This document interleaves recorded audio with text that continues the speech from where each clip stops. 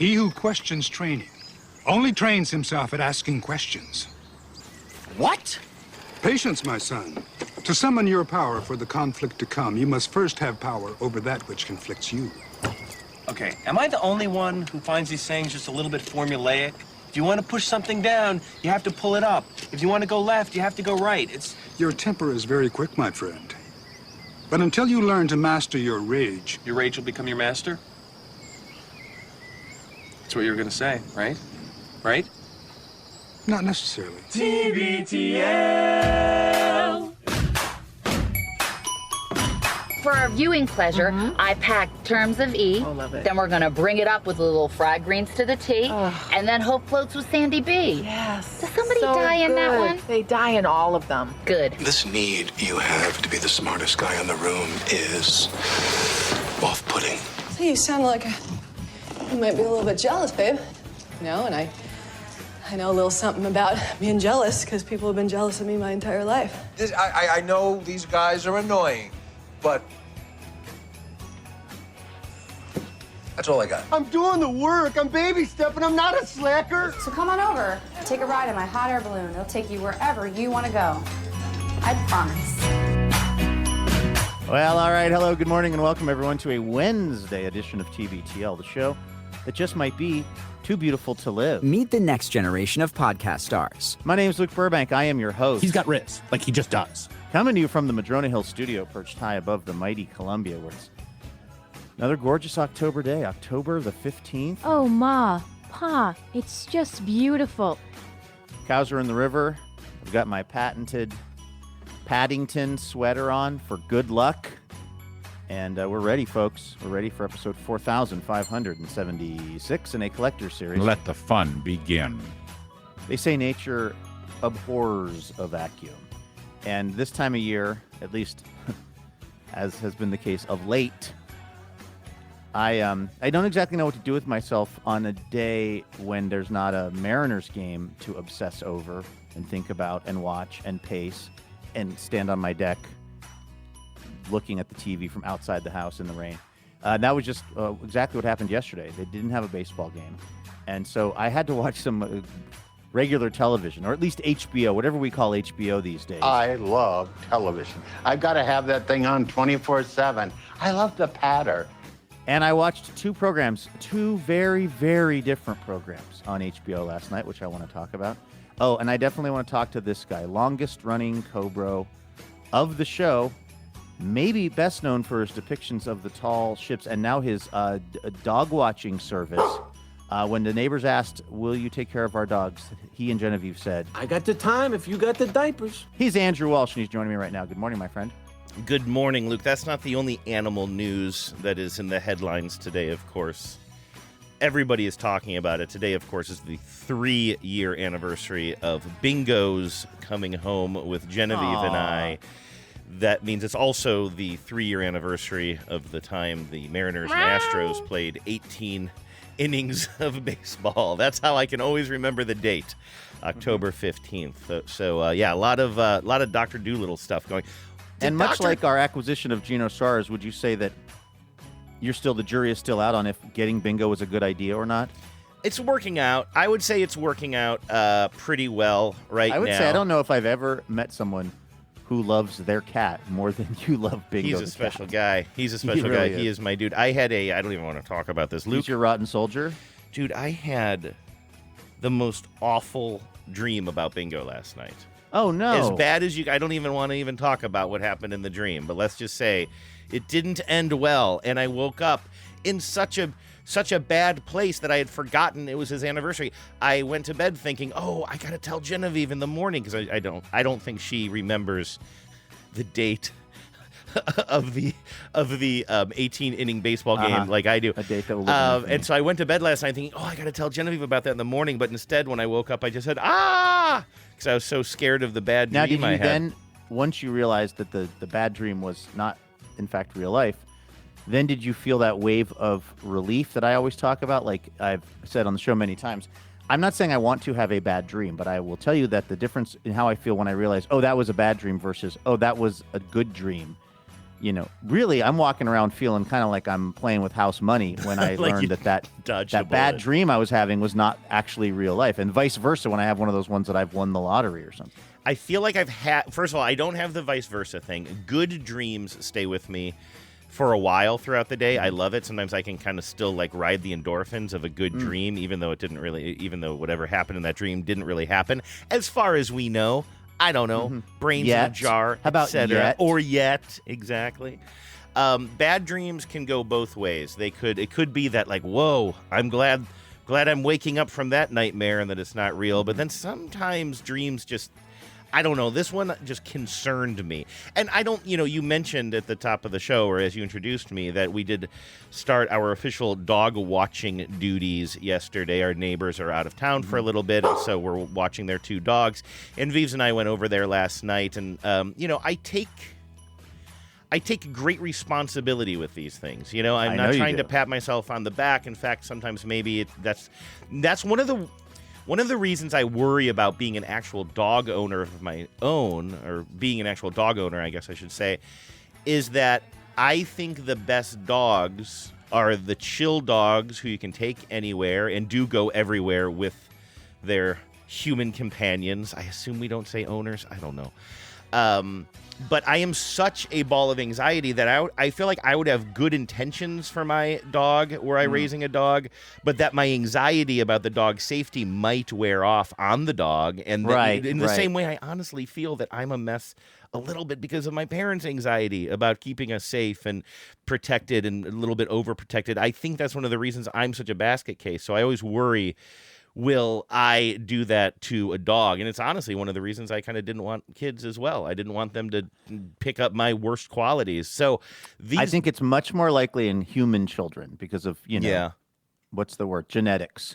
Like, I think that my sense is, and we've probably got some vets, some veterinarians in the audience who maybe have some real knowledge on this, but I feel like your dog, if you ever are to get a dog, I don't think that they will be anxious because you are anxious. Whereas I think if you have a human child, you could very much, because you're telling them, and they're, by the way, they also presumably would speak your same language at some point. If you're telling them there's a lot of danger out there, et cetera. I mean, you wouldn't be trying to do that. You're just saying your general kind of vibe or whatever could maybe rub off on them. I think it's less likely to rub off on a dog than a human child. That's funny. You don't think so?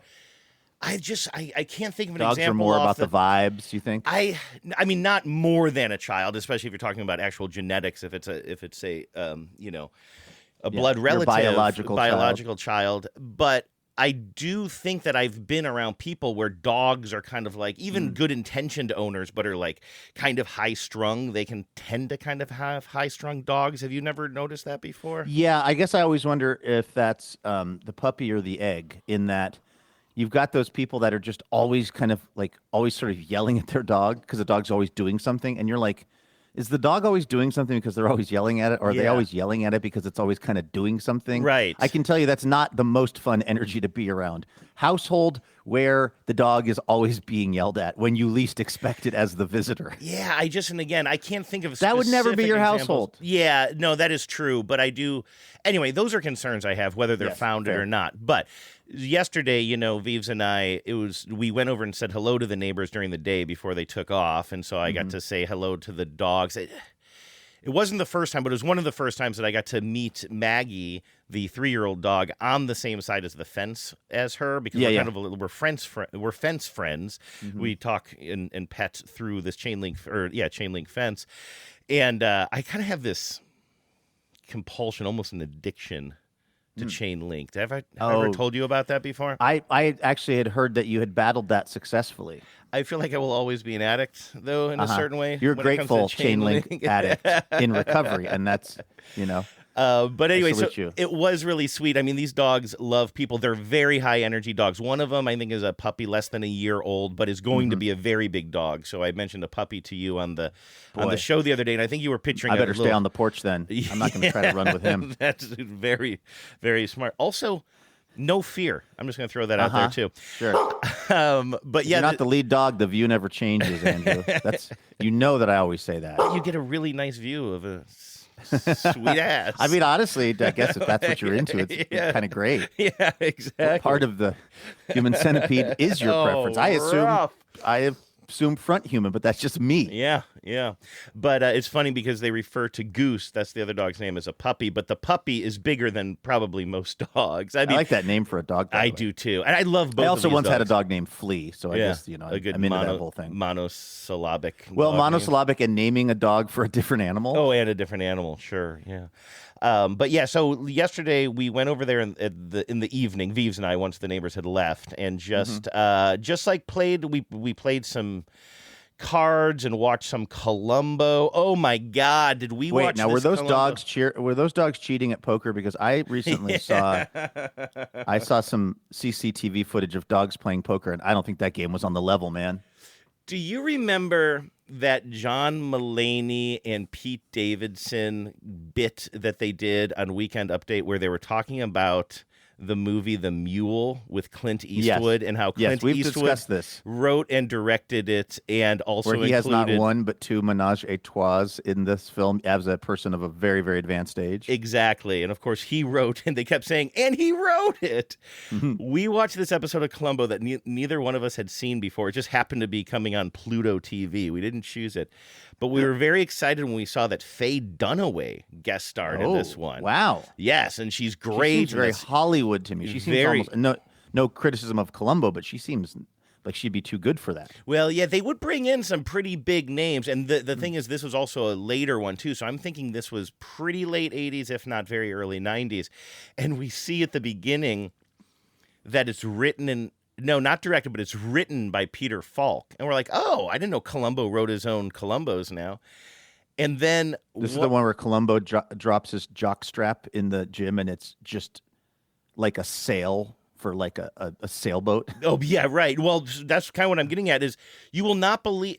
Every episode of Columbo I've ever seen, he talks about, or at least it's implied that he has a wife, Mrs. Columbo, back at home. They even made a TV show. They made a TV show called Mrs. Columbo. Do you know that? I think this is the first time realizing Columbo's his last name. Yeah. What? Oh, I don't know why it was Columbo Johnson. It's not the first time you're realizing that because it was a big thing it was a big topic, at least at one point, that there was a fake... Columbo doesn't officially have a first name, but there's a fake trivia question out there that somebody... put in their trivia book about Columbo's first name, and they put it in there as a trap because they believed that the Trivial Pursuit people were stealing their intellectual property from their books. You don't remember this? This is the second time I'm learning that Columbo is not his first name. I was blown away by the story, and I think I'm getting it right. I mean, this is years ago, Luke, years and years. Yeah. That we would have talked about this, but they ended up winning their suit because they said we made up basically what you and I would call a factoid, right? A fake fact. Yeah, they put some bad information into the system to see if it got hoovered up by and then it got hoovered up. Folks. Yes, and I'm pretty sure I have that the right way as far as who was suing whom. All of that is to say, Columbo makes out with Faye Dunaway in this so much. At one point, he's like, you don't even see all of these wiping this lipstick off. Like, we're like, what happened to Mrs. Columbo? Why in this one are you like? Because she's the suspect, right? And she's trying to woo him. Columbo just has an indentation on his ring finger where he's quickly trying to pull off his wedding ring. Yeah, what's that David Berman line? Let me ask you about that tan line on your ring finger. There you go. So anyway, we're over there watching Columbo, just being like, of course. Even I just keep turning to each other, and he wrote it. Like, that's amazing. It's like, come on, Peter Falk, you dog. I did not. That's surprising to me only because I feel like, the only person who seems less likely to do that would be Tony Shalhoub if he wrote an episode of Monk. Yeah. I mean, I know they're both quirky detectives, and I'm sure the similarities have been pointed out many, many times. But like, I just think of them both Peter Falk and Tony Shalhoub as deeply like good dudes. Yeah. Like their characters are good dudes. I think they seem like good dudes in real life. I know more about Tony Shalhoub than I do about Peter Falk, but it's just funny. Peter Falk doesn't strike me as basically like a horn dog. Well, who wants to kiss Faye Dunaway? I think he screwed the canon in a lot of ways in this episode. I'm sitting here thinking I don't want to spoil it, but I'm talking about literally an episode of television. I love it. I'm talking about tonight. I come to you wanting to talk about the Chair Company, which debuted 3 days ago, and you're worried about spoiling Columbo. It is. He also, let's just say this, because again, I know a lot of people have this DVR'd on their Pluto TV. There's a big, not unlike Chinatown twist ending to this. Whoa. Well, which I don't think is the Faye Dunaway. I don't think that's a coincidence. And Columbo goes rogue. Columbo lets some people off the hook. Columbo basically files some false reports because he's caught feelings for Faye Dunaway and another character in the show. I am just like, there is some justice is served, but Columbo, the character. He lets somebody off the hook. He lets somebody, he turns away and lets somebody, he suggests that she fly to another country to get out of trouble. Because he wants to cut her a break. It's got to be the Faye Dunaway character. No, right? it's not. It's not Faye Dunaway. Faye Dunaway, she signs a confession to say, you know what? Screw spoilers. Yeah. So she works in this chair company, right? Uh-huh. No. Yeah. Okay. That I actually do have to be a little careful about. You do actually to me because I don't want to. I don't want it kind of not spoiled, but I don't want it kind of ruined. But yeah, you don't want to go in with an opinion. Yeah. And I like not knowing too much about what a show's about, and it's still pretty fresh. But basically, Faye Dunaway and a woman that we are heavily. Well, that they infer heavily is her lesbian lover. Plan a murder of a man who is seeing both of them. Okay, I can't remember which one he's cheating on. I thought this was kind of a progressive plot line until I realized it was just two lesbians, but actually who are crazy for the D, who have to kill a guy because he was getting with both of them. Well, it's more complicated than that, and I think above board he's Faye Dunaway's partner or boyfriend or something. I don't know. But then we see that he's also stepping out with this other woman, maybe slightly younger woman. I'm not sure. Yeah, definitely younger woman. And then we realize that the two women are sort of in cahoots to murder him. And then there's a lot of like kind of scenes that would make and lines that would make you think that these two women are lovers.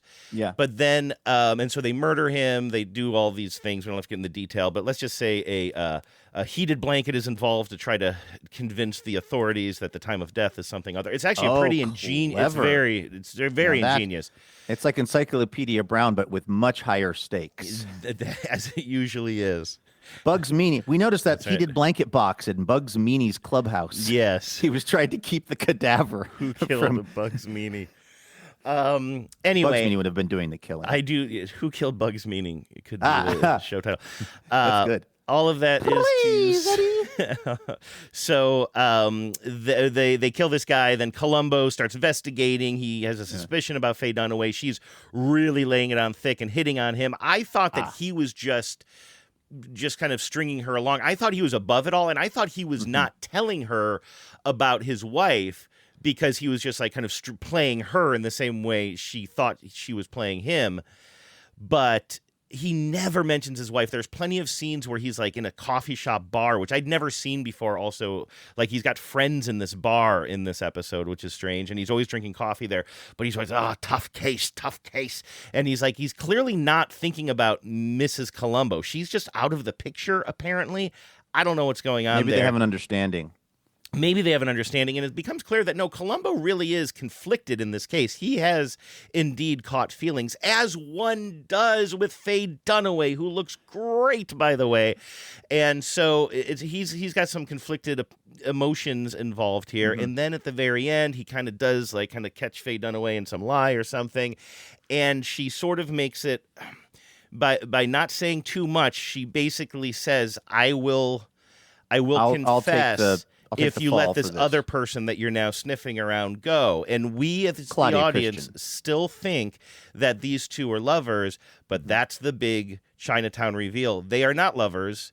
They are mother and daughter. And so and this man, that's a great twist. And very much like very much like Chinatown. This man is not in the family the way Chinatown was. That was very, very dark. But this was a man who was abusing them, or certainly abusing her, the daughter, in like some pretty horrific ways, and threatening them and threatening their lives. So we learn at the end that they had to kill this man because he was going to potentially kill them or hurt them very, very badly. He was a very, very bad man.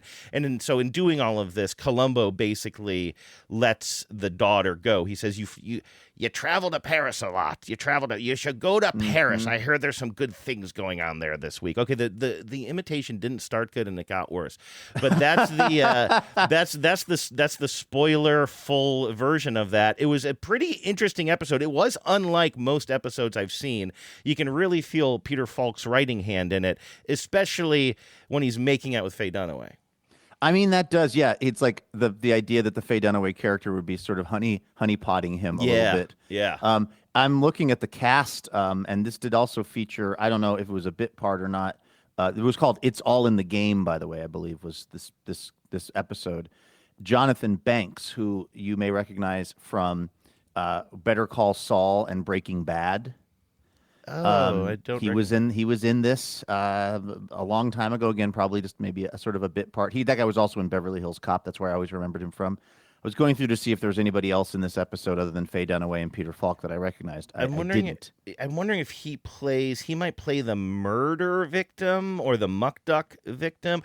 Oh, he's he's from Better Call Saul. He's what's his name? Bob. Yeah. Not Bob. I don't know. I didn't watch whatever his name is.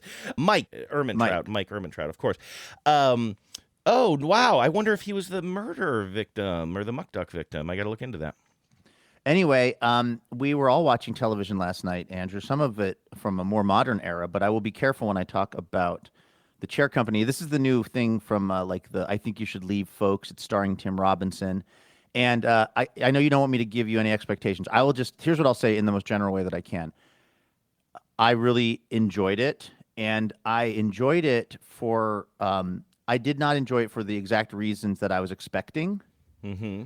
Because one of the things about anything that comes out of the I Think You Should Leave universe is the question of, like, how close does it hew to that style of comedy, the kind of style that Tim Robinson and Zach Kanan, the kind of co-creators of that show, really lean into, which is like awkwardness and people behaving at very extreme levels.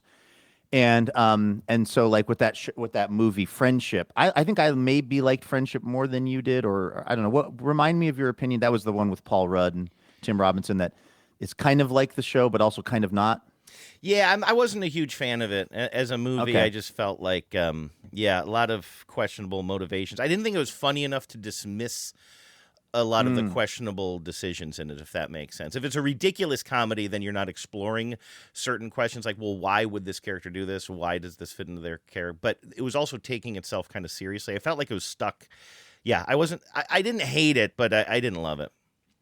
That's interesting. I didn't think about it from that perspective. Like, you basically, that movie we're talking about now, you thought that it didn't really have enough internal logic, which is okay maybe if something is just totally a spoof. Yeah. But if it's trying to say anything serious about masculinity or desire or whatever, then it has to be a little bit more. Like, it was too unserious to be serious, but too serious to be properly unserious. Yeah, and it really starts off just like, well, why is he married to this woman? Like, we never see any attraction between them or any hint, or when we do, I don't think it's very successful. Anyway, just a whole bunch of things like that. Why would Paul Rudd's character want him to come over there? You think that he's going to be the type of guy who collects oddballs, but that's not really the case either. Like, it's just like none of it fit together in any way that makes sense, which works That's fine really for funny because I feel slapstick, like but like that movie.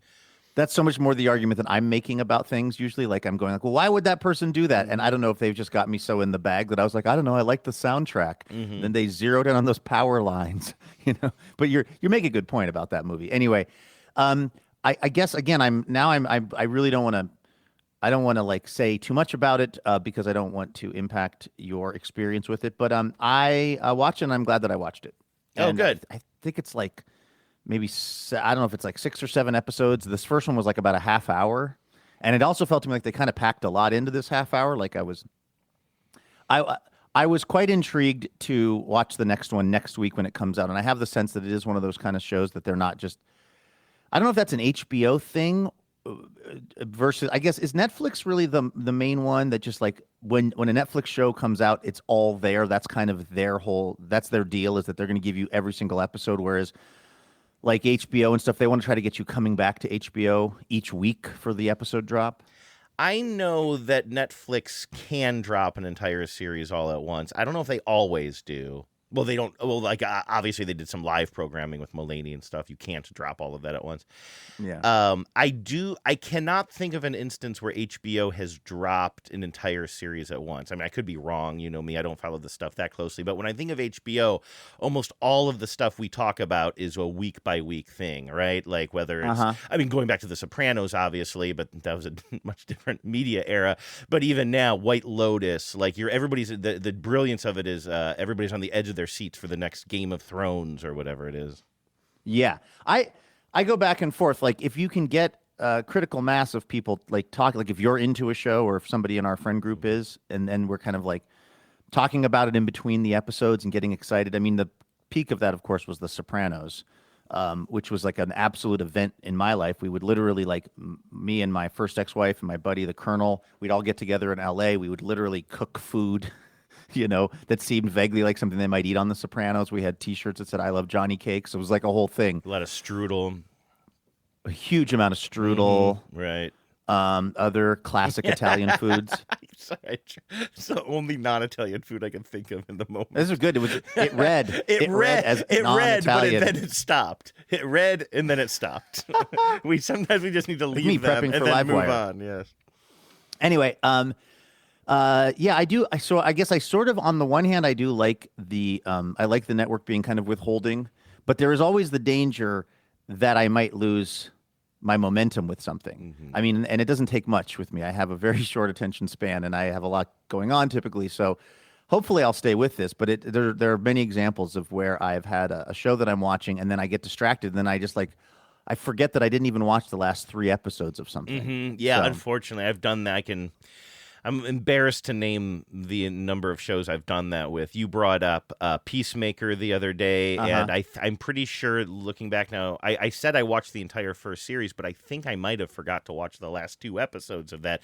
So before I watch season 2, I've really got to kind of catch up on that. And I've done that. Downton Abbey, I think I maybe watched the first 2 seasons and then just gave up on before watching the last episode of season 2. There are just certain shows where it's kind of like, I can say I watched an entire season or 2 of it, but really it's like those last few episodes. If I lose my momentum, the seasons change, my rhythms change.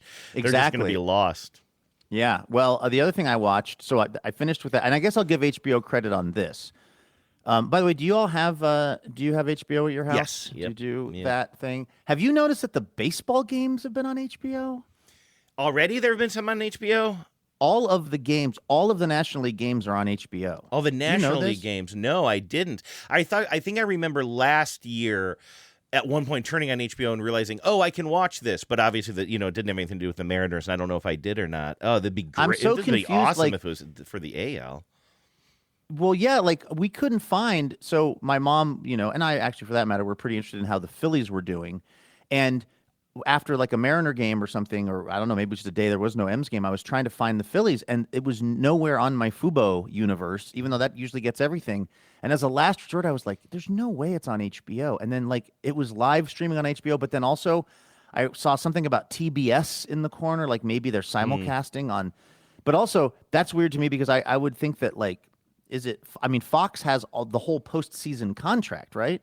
Luke, I don't know. Own TBS? I can't answer any of those questions. There was something to me very unsettling about watching live baseball on HBO. And in fact, exactly. That's also the sound it makes when Ohtani hits the ball.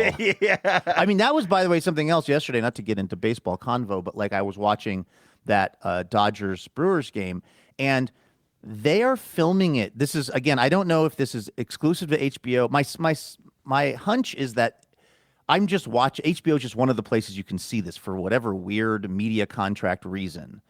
And I'm just watching it on HBO, and it's being, it's also playing, certainly it's playing in Wisconsin on local television, and it's playing on, some network, maybe TBS or whatever.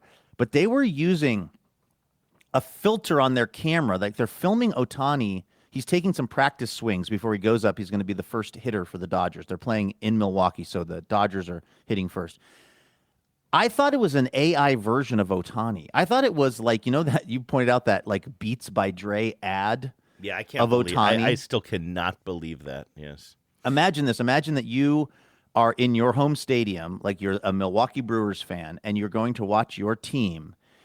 Or let's just say you're a Milwaukee Brewers fan, you're watching at home. Let's say you just got done answering the question to ponder on Wisconsin 106. Yes. And now you're shifting into Brewers watching, possibly at the, what was the name of that bar we liked? It's 5 o'clock somewhere. Possibly at its 5 o'clock somewhere. And your Brewers batters are coming up to the plate, and behind them is a giant banner of a very uncanny appearing Shohei Ohtani. Like it's an image of him, but it looks like it's been through about 9 Instagram filters. He's facing away from the camera so you can see the earbud in his ear. Right. And you were pointing out, Andrew, that like people on Reddit were upset about this, Mets fans, because like just imagine that basically the main guy on your rival's team is now he's the main poster behind all of your hitters hitting. And this is what I had forgotten until you reminded me of it. This was a decision the owners of the Milwaukee Brewers made. They had to have. So you saw this same ad during the Brewers game. I'm a little confused. Oh yeah, it was on last night. You and I were talking about this via text message because we saw this in Toronto. What is it called? The Johnson Center? It's not the Johnson Center. What Rogers is it? The Center? Rogers Center. Bob Irwin Trout. That one's going to live with me for a while, as will the Johnson Center. But yeah, in the Rogers Center, here you have 2 teams. Neither one of them have Ohtani on their team, but there's this big Beats by Dre ad on the digital billboard right behind home plate that has a picture of Ohtani. And I was just telling you, like, can you imagine if here in Seattle there was some Mike Trout contract, especially when he was really hot, and that we were such rivals with the Angels. Can you imagine watching the Mariners and just seeing a big picture of Mike Trout or even Mike Irwin Trout behind the plate? Mike something Trout. But I just can't believe that we live in a world where people are just like, yeah, put an opposing star player's face huge behind our players. Again, assuming that that's not some sort of system-wide contract. Oh, an MLB contract. An MLB for contract the postseason. for what goes there. Because, by the way, if I remember right, I don't even think that's a real thing in the stadium. I think it's chroma key. You know what I mean? I know that's some green. of them are. You think those in the background of the actual? Yeah, that would make sense. I think that so that they can just superimpose whatever they want on there. But so there is a possibility that that's some sort of a contract with the league wide, so that it's not that it's because here's what would make me so mad would be if that was just pure greed by the owners of the Milwaukee Brewers who are saying oh yeah, well anybody's money is good here, even if it's basically trolling our guys by putting their main guy behind us while we're hitting. But I wonder now that we're talking about it if that isn't, because I've been seeing it everywhere. Okay. I wonder if that isn't maybe league wide. Let me jump in here and say you might be right, but if you are right, I feel like it might be a postseason thing because one thing I do enjoy is watching Templars. I enjoy Hemplers. Yes, no, I do. Isn't that one of them? That's another one that adds. Yeah, that's what I was going to say. When you watch baseball games, you see local ads. Because it struck me. I don't know if I mentioned this to you or not. Probably not, because it's not interesting. Well.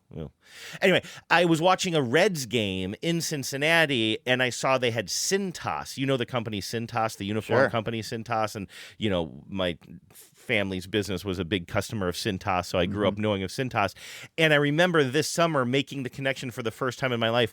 Cintas, Cincinnati. I never realized that Cintas is based in Cincinnati, and that's probably why it's called Cintas. This is the first time hearing that Cintas has a first name. Cintas has a first name. It's Cincinnati, Ohio.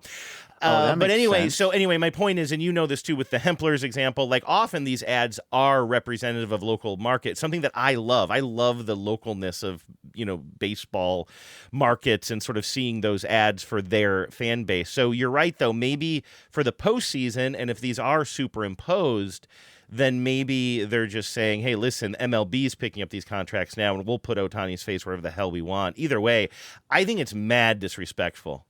I do too. They should probably have a policy that says we can do ads, but one of the things you can't put up is basically, I mean, it's in a way it's sort of electioneering, right? You can't stand there next to the poll, like the polling place, with the sign. It's too close to where it's happening. Like you shouldn't be able to show one of the players, particularly the players that are in the postseason, show their face in an ad that's right behind where either they or other players might be playing. It just seems a little too close to the action. Certainly would make me super furious. What I was going to say about HBO is it was effective last night. I got into the HBO universe and they kept me there. I went there to watch The Chair Company. And then it said, you may also like, and then it reminded me that there was something that I really wanted to watch, which is called The Alabama Solution. It is a very serious documentary about incarcerated people in the state of Alabama. It's made by Andrew Jarecki, who's the guy that made The Jinx. Oh, okay. And yeah. I think we always forget. I think Jarecki also actually made, what was that really, super hard-hitting doc about the... I want to be careful with how I say it because we don't need to get too into it. But he made another HBO documentary about a predator who also was like a birthday clown in like upstate New York that was kind of a huge sensation. And of course, I can't remember the name of this documentary. Not John Wayne Gacy. Not John Wayne Gacy. Yeah, okay. But it was somebody who again was found to be very predatory. But they had also anyway. That was, I forget that documentary. That was kind of like before even maybe like the making a murderer, or you know what I mean? Like there was a run of these like documentary series that were just like everybody was talking about, and they were almost like cultural moments. Anyway, that was Andrew Jarecki, and then he did the Jinx, and now I think he's one of the people behind this thing, the Alabama Solution. But I mean, did Jarecki also, do I remember this right? Didn't he make a non-documentary movie that was basically based on Robert, what's the name of the guy in the Jinx? Robert Durst. Didn't he make a movie Capturing the Freedmans? That's the name of that movie. And then Durst saw it and said, "Oh, I trust you. Why don't you make a documentary about me?" Like the irony. Yes, exactly. Yes, I believe that is exactly how that went down. Well, anyway, this is an Andrew Jarecki thing, and it is, it's a tough watch because of the injustice of the whole thing, but it's also really fascinating because a lot of inmates now have gotten access to cell phones. And so basically what it's talking about how unbelievably messed up the Alabama, the jail system is in the state of Alabama, as it is in many places, but particularly in Alabama, and how impossible it is to get any kind of clear insight into what's really going on within these prisons because they're run by people who have their own motivations, whether it's the guards or the administration, and they are certainly not going to tell on themselves. And when you have inmates who are being brutally beaten by guards and things like that, there's just no accountability. And then you introduce this thing of these cell phones, and then suddenly you've got these incarcerated people who are organizing by cell phone and having these meetings and starting something called this Halifax Project, where they're sort of like basically educating themselves on the law. And it's like very inspiring and also very infuriating because, there are some really inspirational things that happen in the movie, and then there's also just some points where you realize just how broken the system is and how hard it is to really, really have to make effective progress, and then also just to hear people. The way that people who are not incarcerated or have never been touched by that world talk about people who are incarcerated as just. There's absolutely no chance that anyone would ever be in jail unless they did something horrific, And like some of the charges, there's one of the people that's in the movie, and I don't. It's like a documentary. Are there spoilers? But somebody who's central to the documentary, who was in jail for many, many years. The crime was burglary 3. The crime was breaking into an unoccupied building, and it was unclear if he'd even stolen anything. Now, Andrew, I hope you're sitting down. This person happened to be black in Alabama. I know that's going to be shocking to you that it does not appear that this person was treated fairly under the law. But like this guy was in jail for many, many years, and then stuff happens while he's in jail. We should have never been in this particular level of security. What he did probably should have been maybe probation. But anyway, it's inspiring and also really frustrating, but it's an important watch. So I just wanted to throw that out there. The Alabama Solution, when I watched it, I guess here was my thought. Why aren't more people talking about what is in this film? Like you finish the movie thinking like, I can't believe this is happening in this country that's really saying something, by the way, in this day and age with everything that's always happening. But like, yeah. So just wanted to say, maybe you know what it is. It's a little yin, it's a little yang, it's a little bit of both. You watch the Chair Company, you watch the Alabama Solution. You're sort of stimulating all parts of your brain and emotional life in the same night. Thanks to Home Box Office. When are they going to start just calling it Home Box Office again? Yes, I would sign off. Let's go back to on that. While we're talking on media, now that it's not at the top of the show anymore, I want to ask you about a commercial. I've been meaning to ask you this anyway. I didn't want to do this at the top of the show because I did this at the top of the other podcast I recorded yesterday with Genevieve, which is actually explicitly about commercials. But I need your take on something. In all of your baseball watching recently, have you seen a short, cute little commercial for Indeed, the job-seeking app, where there is an interviewer, somebody who's interviewing job candidates, sitting behind her desk, and she's a bit stern-looking, and she's got a big bowl of baseballs with question marks sitting on her desk, and she's throwing them at the person who's, applying for a job. Have you seen this commercial? No. Okay. I've been hearing, this is a weird way to respond. I've been hearing a lot of Indeed commercials between the innings as I'm like pacing around my house. So I'm aware they're doing a big buy, but I guess I didn't note that someone was throwing baseballs at someone. Yes. So I thought this was pretty cute because what happens is, and I'm going to find a link here for you and I'm going to show it to you. And then I'm going to play the audio. It's not critical. I'm sending this to you, by the way, via text if you want to play along. Is it called Curveballs? It is. I know that if you're finding one link online, there's a broken link to it if it's an iSpot, but I just sent you the YouTube one. I went through all of this yesterday, but basically it's a very the first time I saw this commercial, it brought a smile to my face because this woman is throwing these these baseballs at the person who's interviewing, and he's like dodging them. He's sitting in this chair, the balls are coming at him. But then at the end, he gets I've definitely not seen this. He's got the Indeed app, and so now he can handle these curveballs, and so that is represented by him having a comedically giant baseball mitt that he's catching. Now suddenly he can catch these balls. What if you were prepared for all those interview curveballs?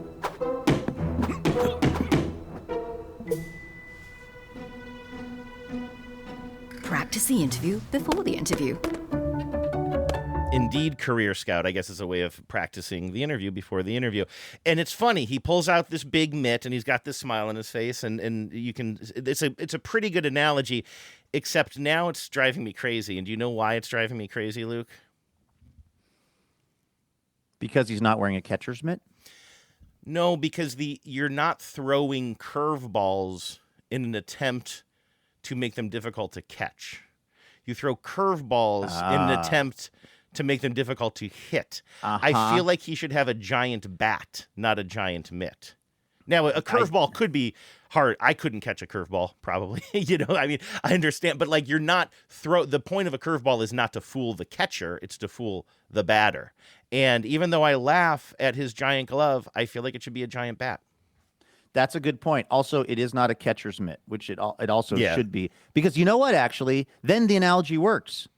Because catchers do catch curveballs. Yeah, they do catch them, and you do need to make sure that you don't let one by you or whatever, especially if it's in the dirt. How did Cal Raleigh not get nominated for a Gold Glove at catcher? Had 0 pass balls this year. No, how did Dylan Moore get the Gold Glove last year? Utility Gold Glove, Andrew. Obviously, that's like Honus Wagner won that back in the day. I feel like that was the first ironic Golden Glove ever given. I don't feel like that's not talked about enough. Hit you with more commercial talk. I think this will be less interesting to you than it is to me. But you've seen this State Farm commercial with the running back Derrick Henry, and it's like it's Jake from State Farm, and basically they're saying like you need this Henry, but instead you're like with the other insurance you're gonna get instead of this Henry, being Derrick Henry, you get this other Henry. It's like Henry VIII or something. And he's being all crazy. Having insurance isn't the same as having State Farm. It's like needing the strength of this King Henry, but getting that King Henry. Huzzah! Salutations! I'm here to lead the team.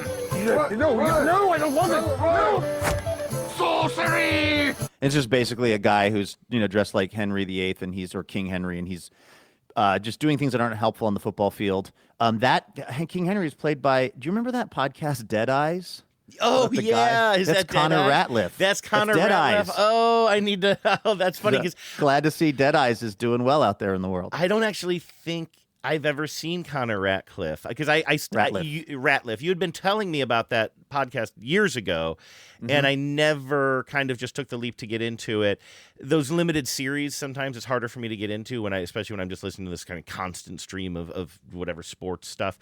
And but then he was on Comedy Bang Bang a couple of times, and he was just so delightful. I'm like, I gotta go back and listen to that podcast. And I listened to the first season and a little bit of the second season as they were sort of coming out of the pandemic, and then sort of never finished it. I gotta say, that is an argument. Tell me what you let's talk about podcasting and the podcasting industry a little bit here, Luke. One of my favorite topics. Everybody loves seasons, right? There are reasons for the seasons, Luke. Even shows like there ours. Are seasons for a reason, Andrew. That's right. That's the show title. I kneel for the seasons. Wait, hold on. Yeah.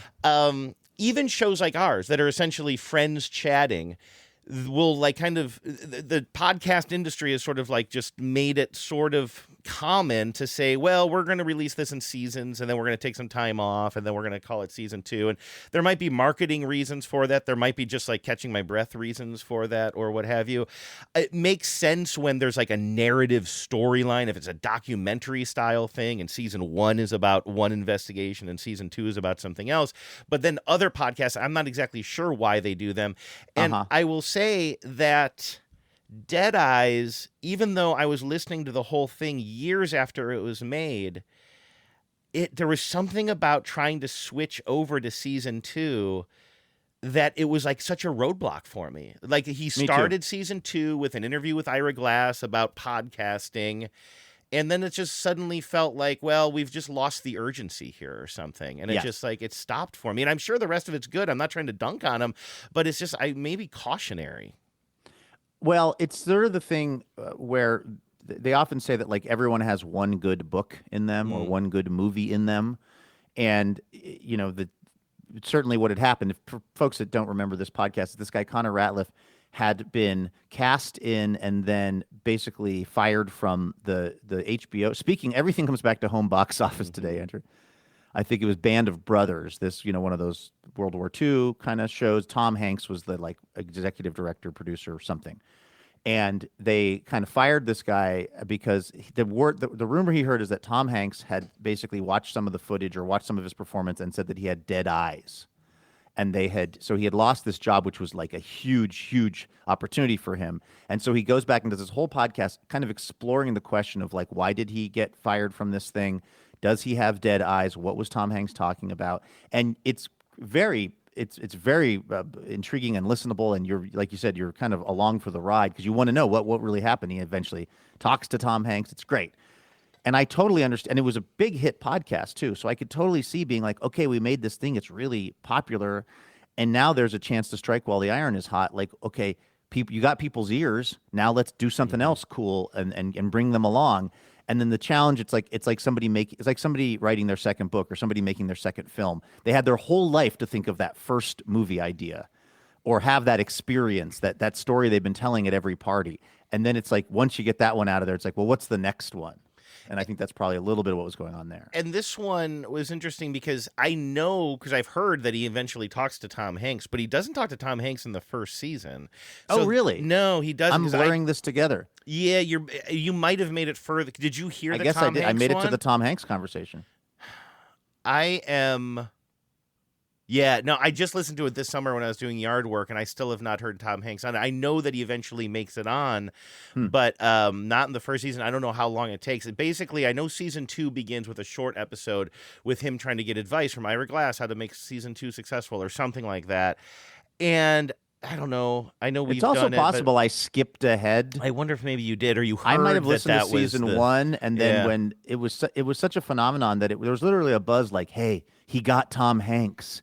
And I might have just like, I think what's actually very possible is I just parachuted in for the Tom Hanks episode because I wanted some, resolution to the whole thing. I would too if it were easy enough, or if it just came across like on TikTok or something. Like hell yeah, and that's kind of what I mean. It stopped feeling like I got to listen to this all in order. At a certain point, it's kind of like, all right, it was fun as you were starting to drag it out a little bit, and see at the end of season 1, like really just using it as an excuse to meander and talk to your famous friends or whatever. I never listened to an episode and thought, oh, that one didn't hit for me. Even at the end of season 1, where basically they have to shut down production because of COVID, and he's sort of reacting to it in real time, and I listened to it years later, 5 years later, it was still really compelling stuff. But there was just something about, like, even though the podcasts were the episodes were next to each other in my podcatcher, and my life hadn't changed, I hadn't put down the phone for a year or whatever, the energy just felt different. And I was just kind of like, you've signaled to me. I remember I had a program director, a guy that I would later find out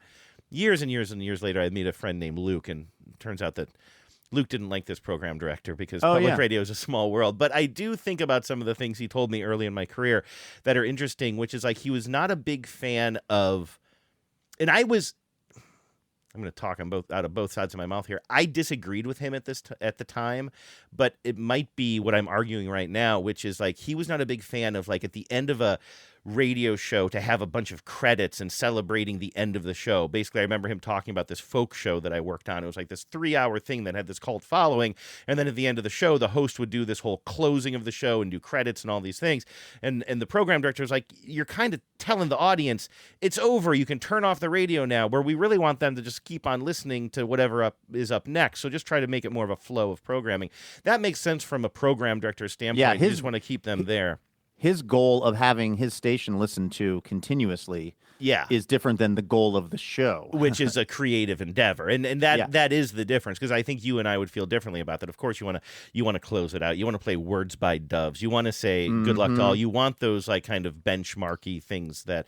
So I'm with you creatively, but maybe I'm sort of arguing about like kind of like don't give the audience an excuse to like turn away from your podcast because you've decided to break it up. Or just do what we've done, which is do 5 of these a week of very questionable quality. Don't ever give the audience a chance to look away, because there's just always another one coming down the pipe. Because I'll do it until you stop. Please stop. I speak for the listeners when I say, please stop.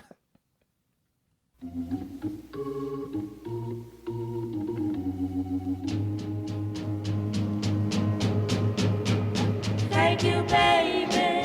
Here are some people, Andrew, who are hoping we don't please stop.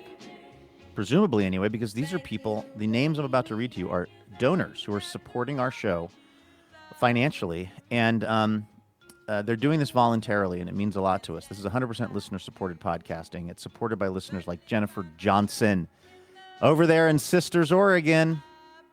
Thank you. Did we just have somebody in Sisters, Oregon, or was I peeping ahead? I think you might have been peeping ahead. You told me. Now, I wanted to say, that. what I know about Sisters, Oregon is I think you drive past there on your way to Bend, Oregon. But I was so kind of wrong about Spanaway, Washington yesterday. I thought it was the gateway to Mount Rainier, and it's kind of not. I mean, it is in a certain way, but it's not what it's known for. I'm leery about relying on my memory of geography, which has never been great and is probably getting worse. Can I ask you a question about your youth and about fast casual dining of your youth? Please.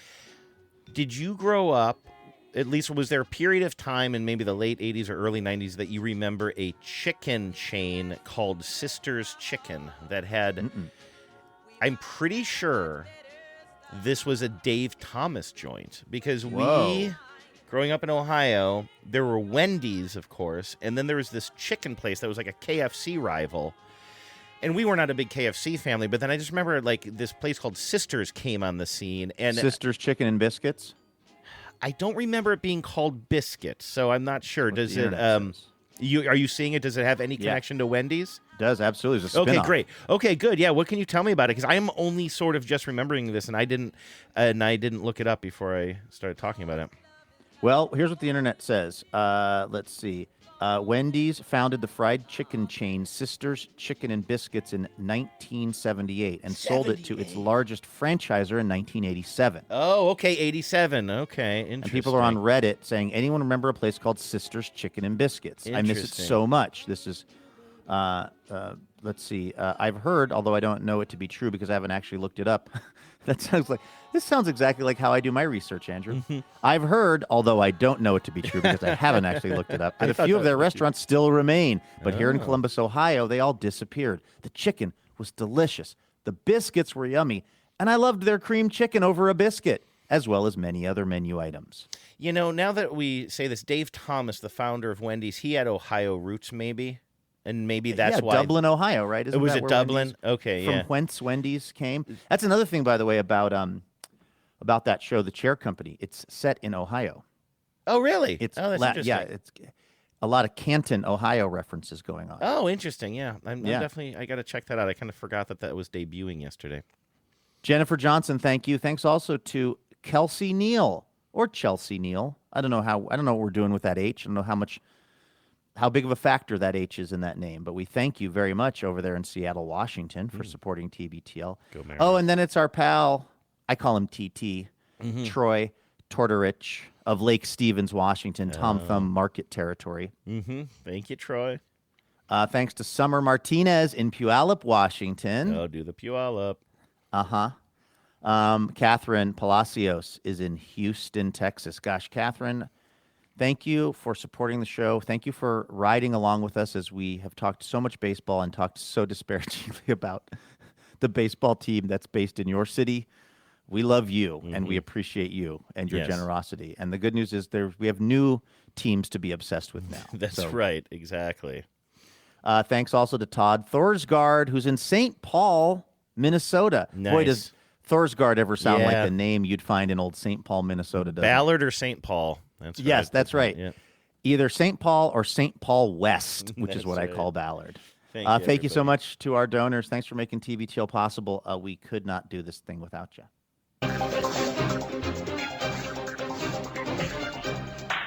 Hello and welcome to Top Story. Okay, Andrew, we're finally going to talk about this thing that I've had on the show sheet forever. Good. Which is this, it's an AI video program called Sora.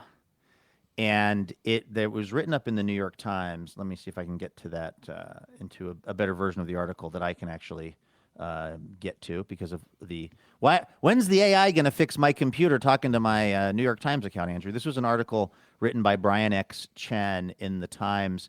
AI video generators are now so good you can no longer trust your eyes. And the one that they tend to focus on is this app called Sora. It's a free app on iPhones.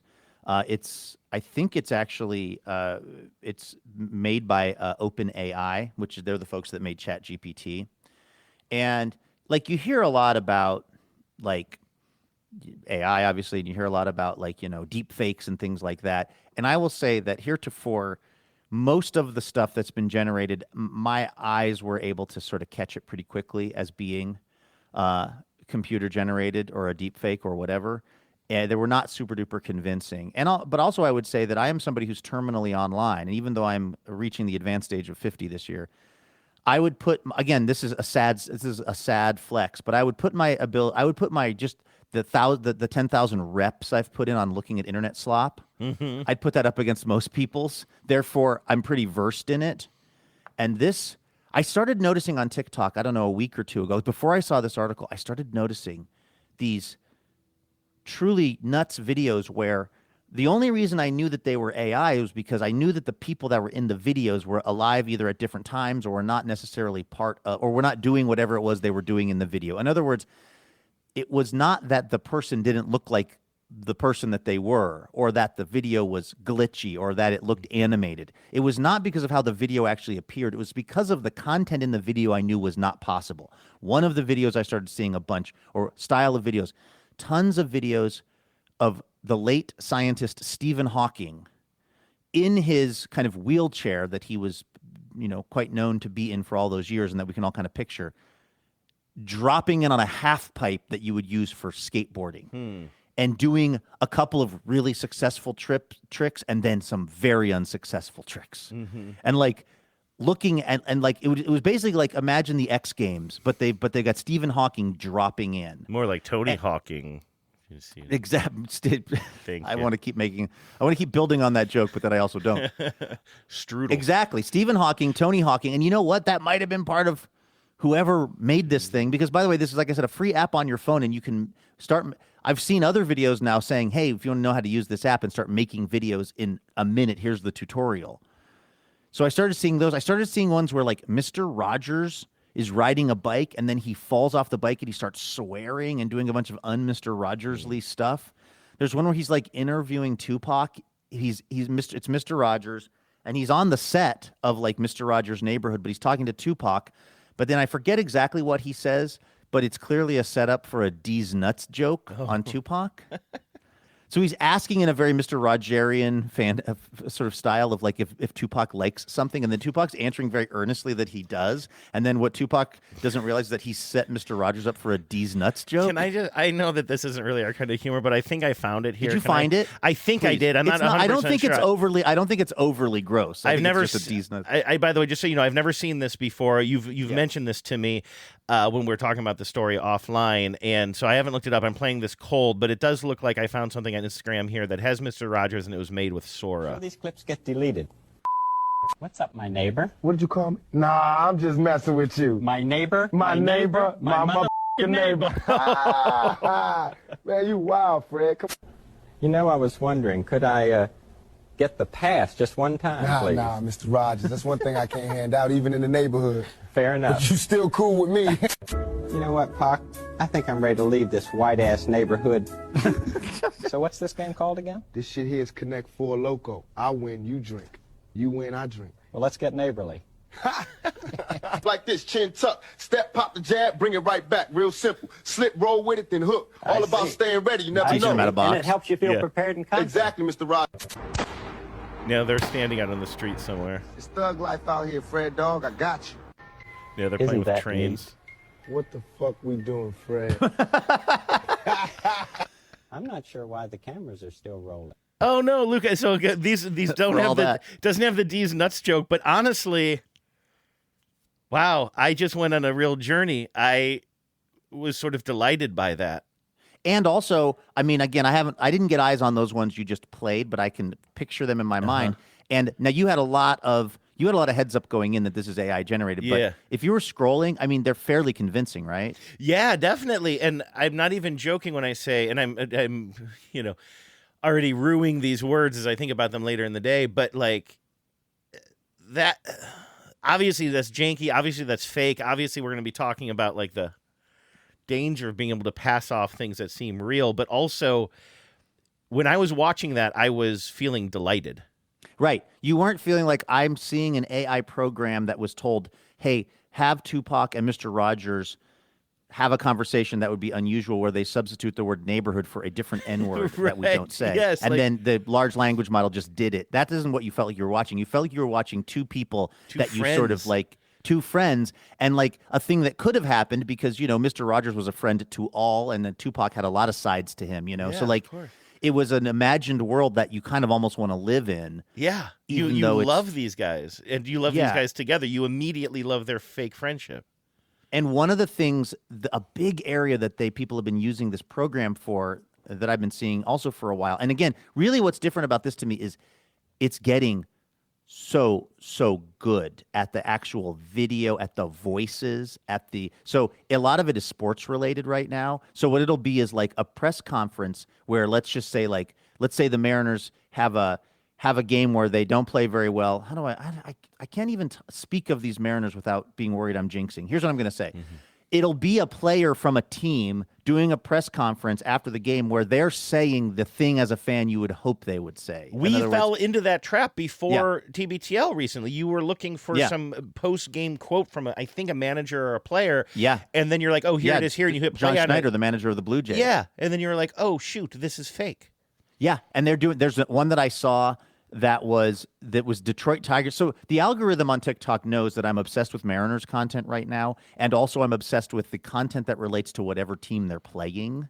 And by obsessed, I just mean I must let it run a 0.5 of a second longer, which the algorithm learns means I'm engaged with it.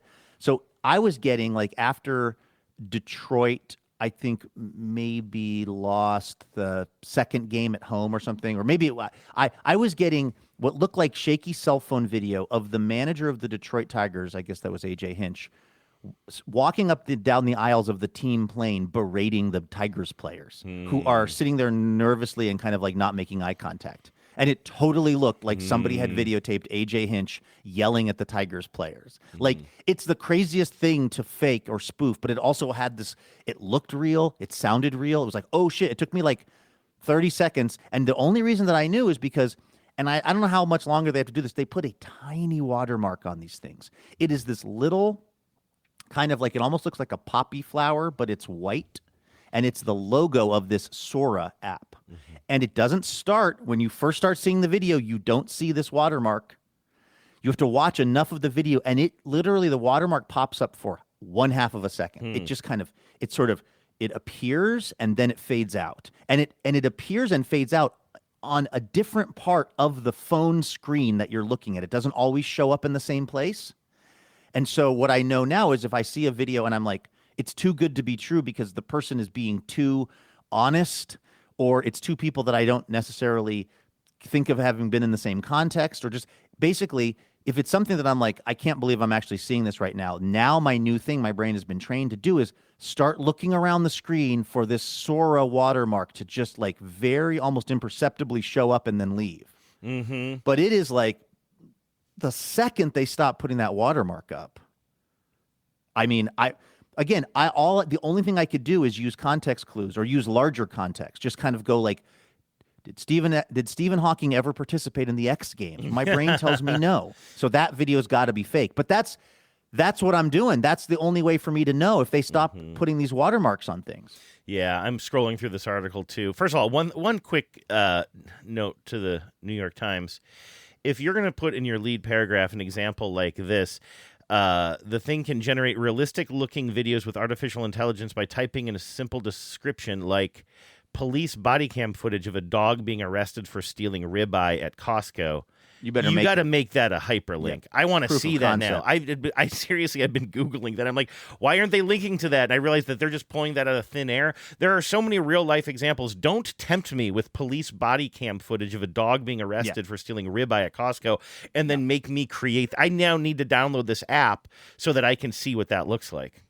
Yeah, don't write me a check that your butt can't cash, New York Times, about a dog stealing a butt roast. Yeah, but anyway, there are just things that I see a lot of on Reddit. I spend a lot of time on Reddit, and there's a lot of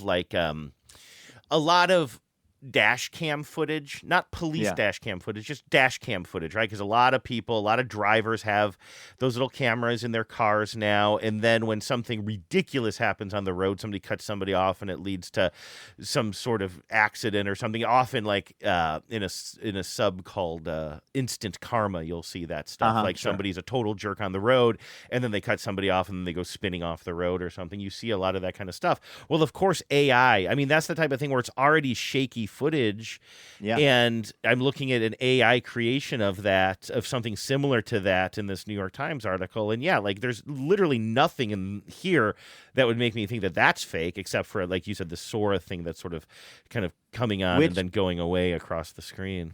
And as he writes about in this piece, people have figured out also how to crop that watermark out now too. So if there's a Sora video, I mean, it's literally anything that a person could possibly imagine as a scenario can now be created in a pretty believable way. And again, we're rapidly getting to the point where really the only way to know if something's fake is to just ask yourself, is it possible this thing really happened? And how did I not hear about it? And then you got to go out and you got to start cross-referencing it a bunch. You got to immediately go to like CNN or some other news feed to go like, oh, did the Statue of Liberty collapse into New York Harbor or whatever? Like, we're at the point now where it's going to have to be us being smart enough to realize that anything that we see now online that seems like a crazy extreme moment or something that's deeply shocking or surprising, you're going to have to immediately go and try to cross-reference it with something else, because you cannot believe your eyes anymore, because it's getting so convincing. And I mean, I'm not saying anything particularly useful here, but it's just like, it is really unsettling to me because it's like, again, I feel like I am such a power user of the internet and particularly of these short form video things like TikTok that I feel like I'm very, very, very, or at least I'm in the 10% of people who can quickly identify what is and is not real. But you know who's not? My parents and a lot of other people. And like, I just feel like this stuff is if this stuff is starting to fool me, we got some real problems. Well, yeah, and that's where I was just thinking right now, like, I don't even want to keep going on this because I just spin out of control pretty quickly. But I mean, it's you can't divorce this from the conversation of before the technology was here to create all kinds of stuff that is making us feel like we can't believe what we're seeing with our eyes.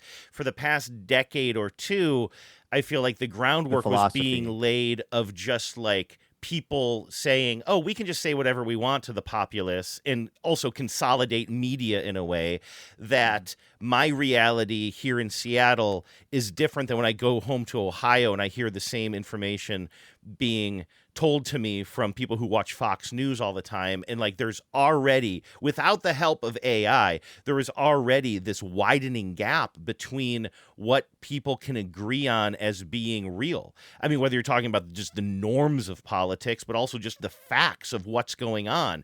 And there is already this growing divide in our country about people just saying, nope, the fact that you're telling me doesn't fit in with my worldview. So I'm going to say, I don't believe the New York Times.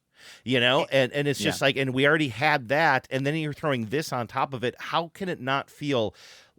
I'm somebody who really has not just resisted, but truly believed that overreaction to technological developments, it has just been something that happens with every generation, and it's always overblown. I just said overreaction is overblown, obviously.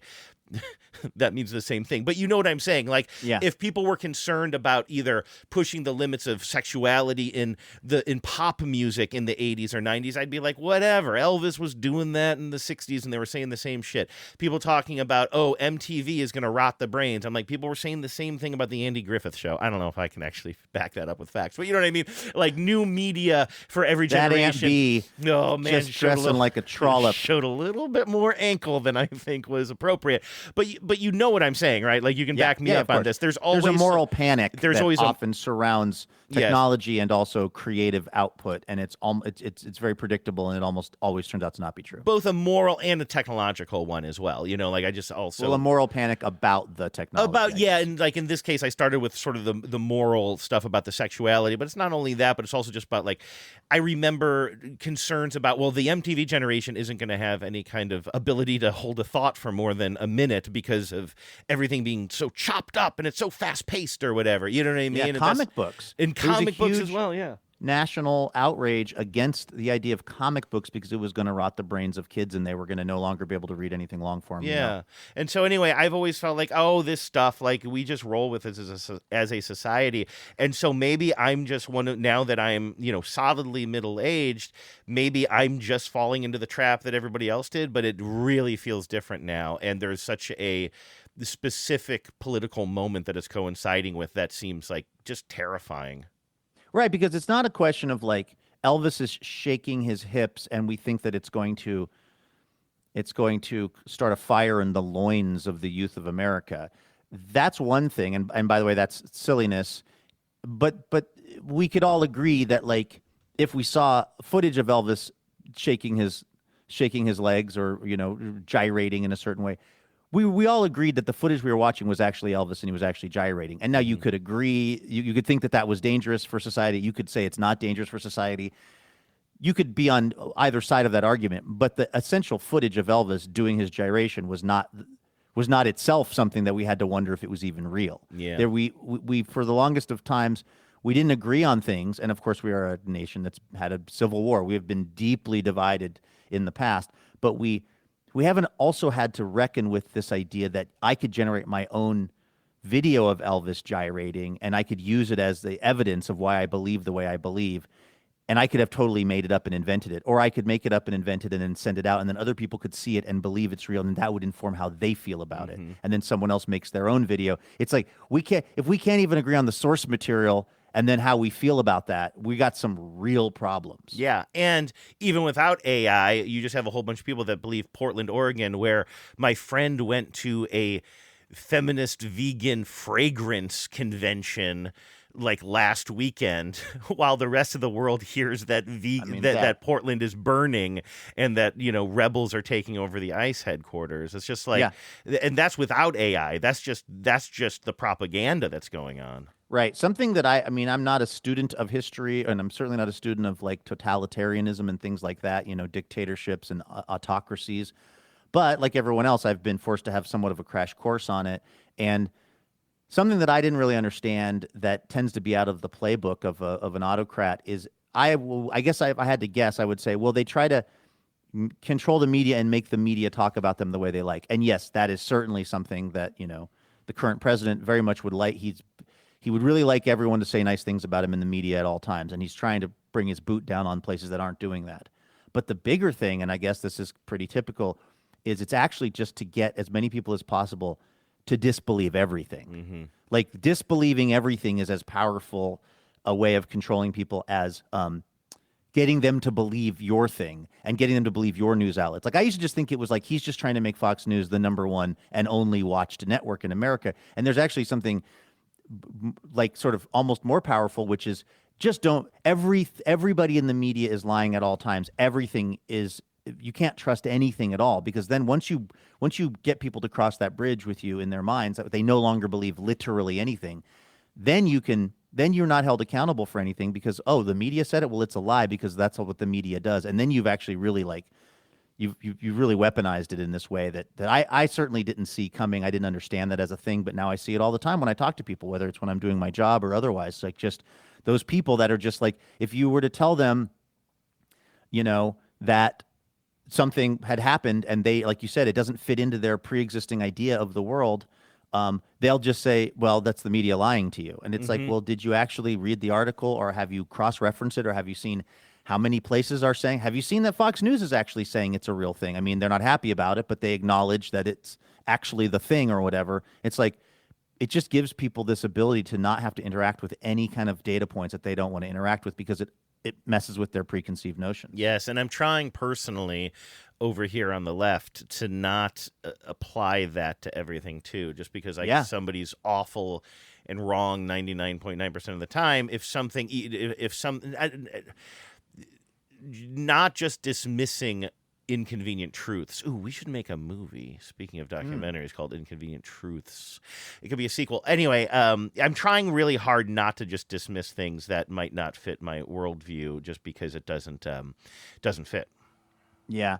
Let's go from sad news and bad news to a little bit better news. This is down in Southern California in the Palisades. You remember, for some reason, this came up on the show a couple weeks back, the Sinclair dinosaur? Yes, I had totally forgotten about it until you brought it up recently.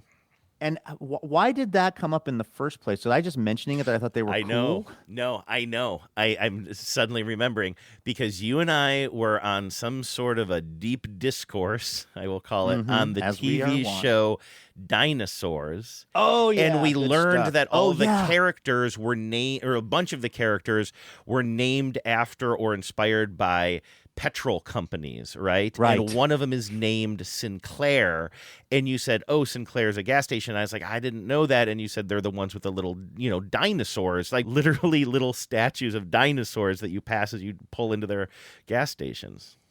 So there was a Sinclair station. It's in Brentwood, but it's in this part of, I guess it's east of the Palisades, but it's an area that was, this is, by the way, Ashvarya Kavi writing in the New York Times.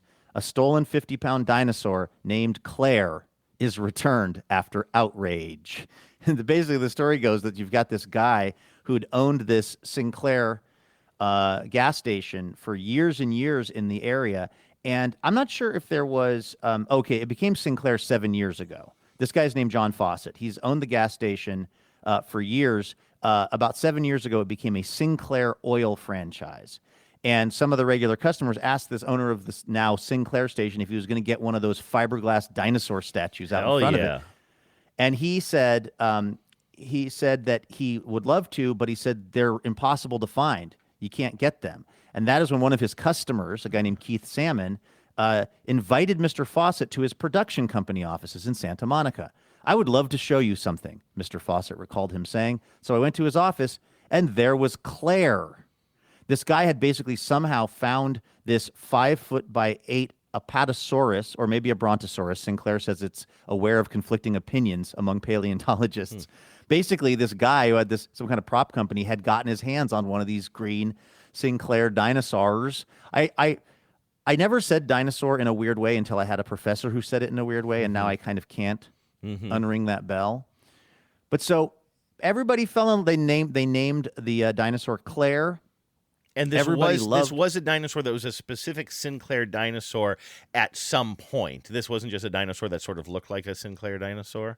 This is what I was a little bit unclear on, because the guy says, I would love to show you something. I go to his office and there was Claire. Mr. Fawcett did not find out how the customer had ended up with the 5'8" Apatosaurus. I know I just read this part, but he gladly accepted the present from Mr. Salmon. Oh, it says here that he then took it and then painted it green and installed it. So this must have just been a prop dinosaur for something else, and he made it look like one of those classic Sinclairs. I'm also learning that Sinclair, which is still a going concern, no longer provides the dinosaurs for their gas stations. Like, Luke, I am not joking. If there are two gas stations next to each other, I am going to just instinctively, I'm going to go into the one with the giant toy dinosaur. And I didn't realize this because, the towns that I live nearby here in southern Washington, there's significant economic headwinds on those towns. And, there's a lot about them that I sometimes wish was a little maybe bougier or whatever. But I will tell you this, Longview, Washington, not one, Andrew, but two green fiberglass dinosaurs in front of their Sinclairs. We are Sinclair rich. Nice. Well, around here. Lock them down, my friend. Seriously, because that's what happened to this dinosaur named Claire. Somebody, by the way, people would, take their, they would dress the dinosaur up for the holidays. I've noticed that, by the way, with the dinosaurs that are down, the Sinclair dinosaurs that are down in the town by me. People will, during college, or I should say high school graduation time, the people will dress them up like a graduate with the hat on. People will put a lei, a Hawaiian flower thing on them. People love to take pictures with them. They really kind of now listen, I want to also mention the whole thing is premised on the idea that we are extracting resources from the earth, lighting them on fire, raising the temperature of this planet, and we're doing it with cute dead dinosaurs. No, fair enough. It's 100% messed up. It's a little bit like my whole complaint about using a personified pig to serve your pork ribs, right? Precisely. It is I want to be clear that it's all cute until you do even 1 second of critical thinking. I don't want to do critical thinking. But that's why we don't do 1 second of critical thinking, because we can keep having fun with the cutesy dinosaur. Right. So that was kind of the scene down there in Brentwood. People love the dinosaur, and then the dinosaur was stolen. They had security footage of it. They think it happened at about 2:30 on a Saturday. Security footage showed a person with a jacket hood up, cutting the metal that kept the dinosaur secured to the ground, then loading the dinosaur in the back of a white pickup truck. By the way, the New York Times repeatedly refers to the dinosaur as her. I don't know what.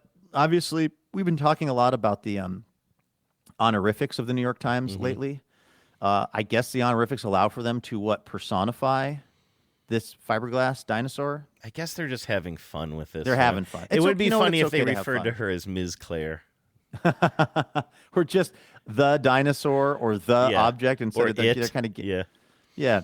But so the dinosaur was missing for a long time. The community was, of course, devastated. Jamie Lee Curtis even stepped up. Jamie Lee Curtis got on Instagram and wrote, "Hey, you with your fancy truck, comma, really?" She captioned the video. This is the video of the theft of Claire. "You need to steal the dinosaur from in front of the Sinclair gas station? Really? Not cool, dude. Not cool."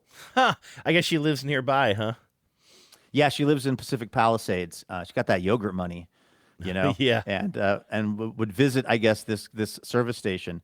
Apparently, the story of the stolen dinosaur went far and wide, enough that the owner of the gas station got a call from the LAPD. An officer asked him if he wanted to file a report. He had assumed that there was no getting the dinosaur back, so it hadn't even occurred to him to file a police report.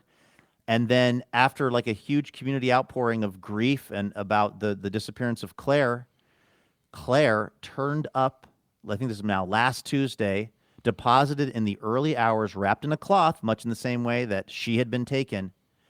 And I believe there was even a note that was attached to the dinosaur apologizing for stealing the dinosaur and asking that they not file charges against whoever stole the dinosaur. So it was a mysterious return as well as I didn't expect this twist ending. I thought the police were going to find it online, somebody trying to sell it on eBay or something like that, or the dark web. No, the person who, it would appear that the person who stole it or someone near them had a change of heart and saw that, there was this big community outpouring and everyone was sad about it. And they brought the dinosaur back, apparently. And they included, I can't now locate the part in the article. It says it in the headline.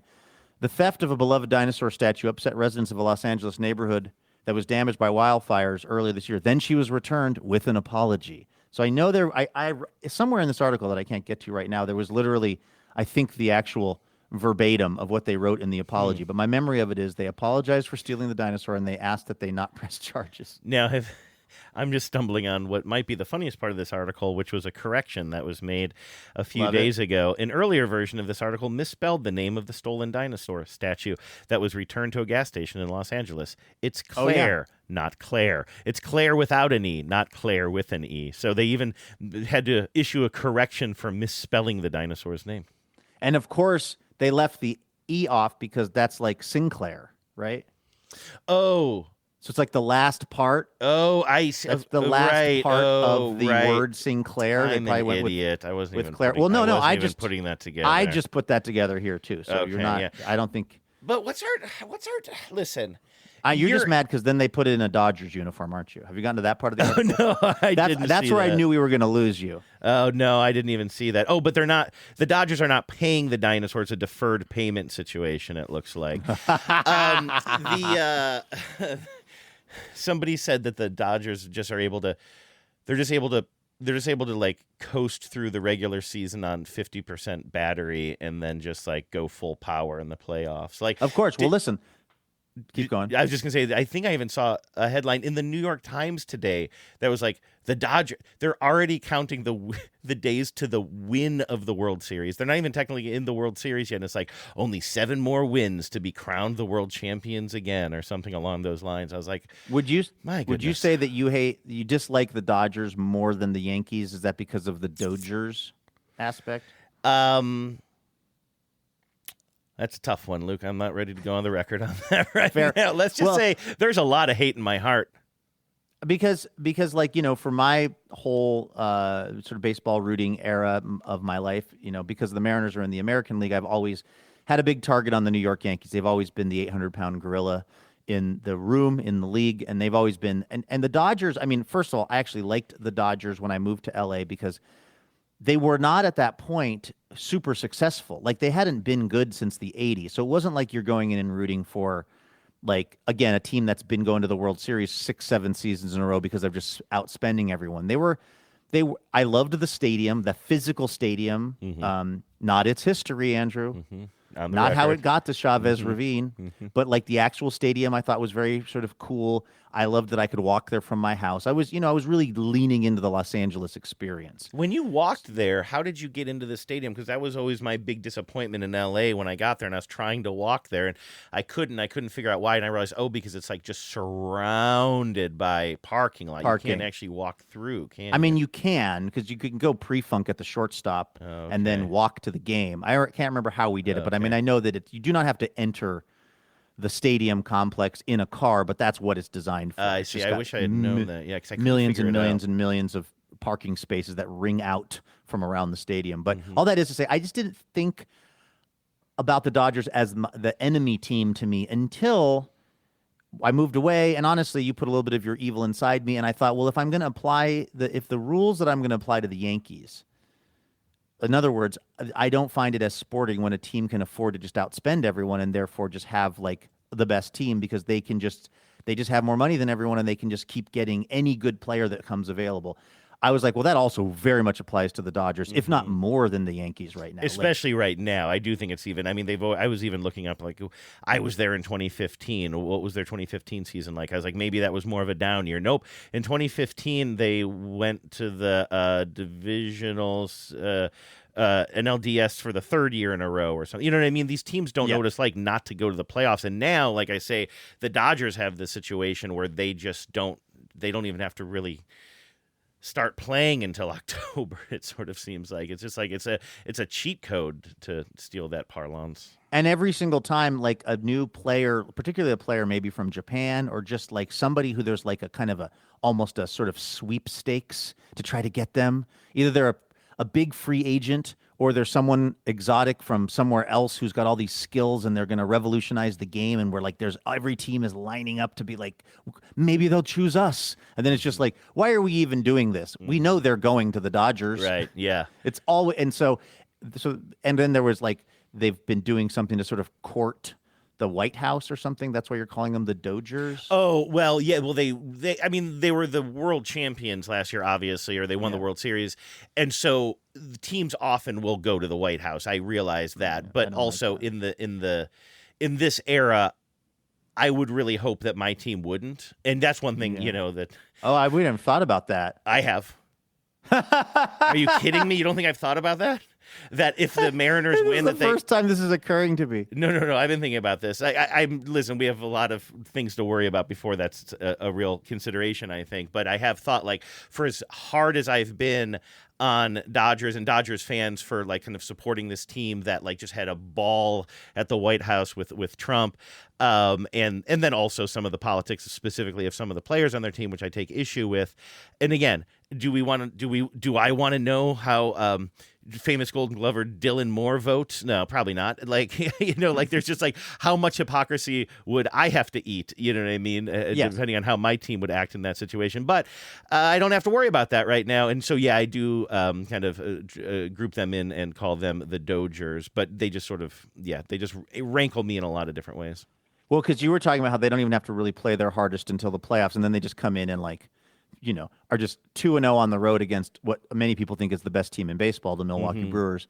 And that does speak to what you're saying. And then also, and yes, by the way, we have shifted into the baseball portion of the show, and that's fine. I've got the Paddington sweater on to prove it. Yeah, how did this happen?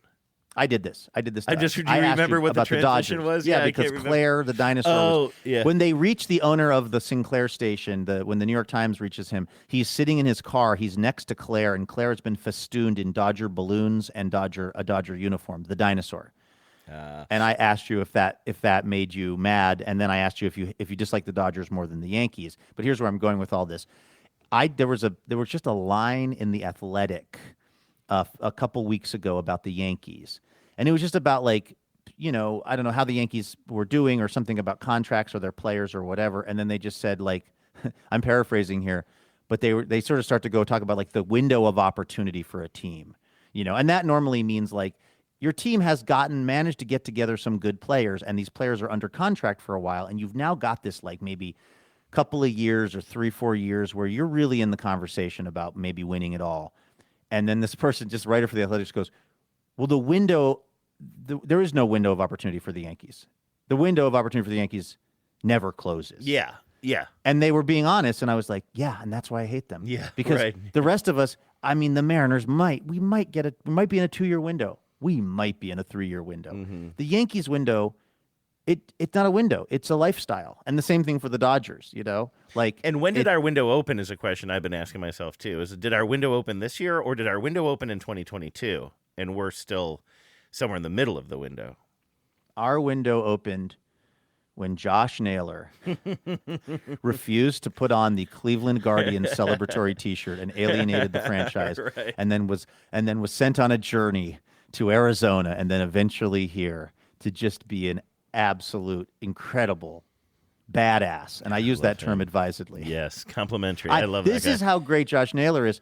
When my daughter and I are now texting, and she had something going on the other day, it was an important moment for her, and it went well, and she just sends me, to tell me that it went well, she just sends me a picture of Josh Naylor, clearly, possibly high, definitely, maybe drunk, smoking a cigar, wearing a Kraken jersey. Oh, yeah. I don't know if I saw that You know that photo. picture? He's holding a bud. I don't know if I've He's seen got that photo, but I've seen him in a Kraken jersey. That's great. It's the best. It's pure joy. I love and it's it. like, my daughter did not know there was a thing called Josh Naylor 3 weeks ago. My daughter who lives in Los Angeles.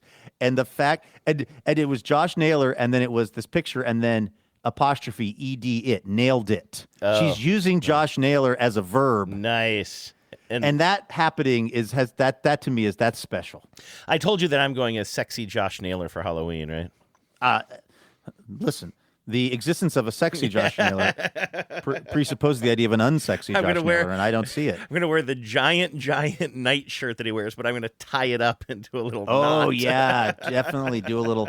By the way, my mom is trying to steal our valor or my valor on the fact that we call, at least my brothers and I call Josh Naylor the Hobbit. You've gotten into this. He's like a Koopa Trooper, right? He's like one of those. That's what I mushrooms from thought Mario. at first because I love him. He's that. like he's got these short little legs, and I have this gif that look, and he's got those I love it. eyebrows that come down, and he's stealing bases, and he's running his little legs, but he shouldn't be stealing these bases, but he is.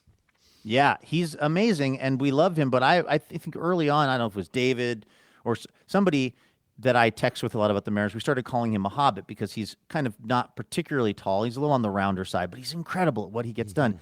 And then we get this text from my mom saying, we call him, my mom says, after he hit his home run the other day, my mom says, the Hobbit did it. We call him that because of his build. And I said, Mom, we've been calling him that all season. And then my mom says, I had no idea, Luke. I called him the Hobbit to your dad, and he agreed. And then I was mad at Walter because when Walter has been watching the game with me, like in the playoffs, and it's just been me and Walt, I have been calling him the Hobbit to my dad, and my dad knew that, and yet he just like allowed my mom to steal. You wanted that your joke. dad to say, hey, you can't make that joke. That's Luke's joke in the privacy of their Yes, home. if you see something, say something. I wanted him to say, stop the tape. Stop. This is a Stop bad the tape. hug. This is a bad hug, Susie. Your son Luke is already using that, and that's fine. You can use it too, but you don't.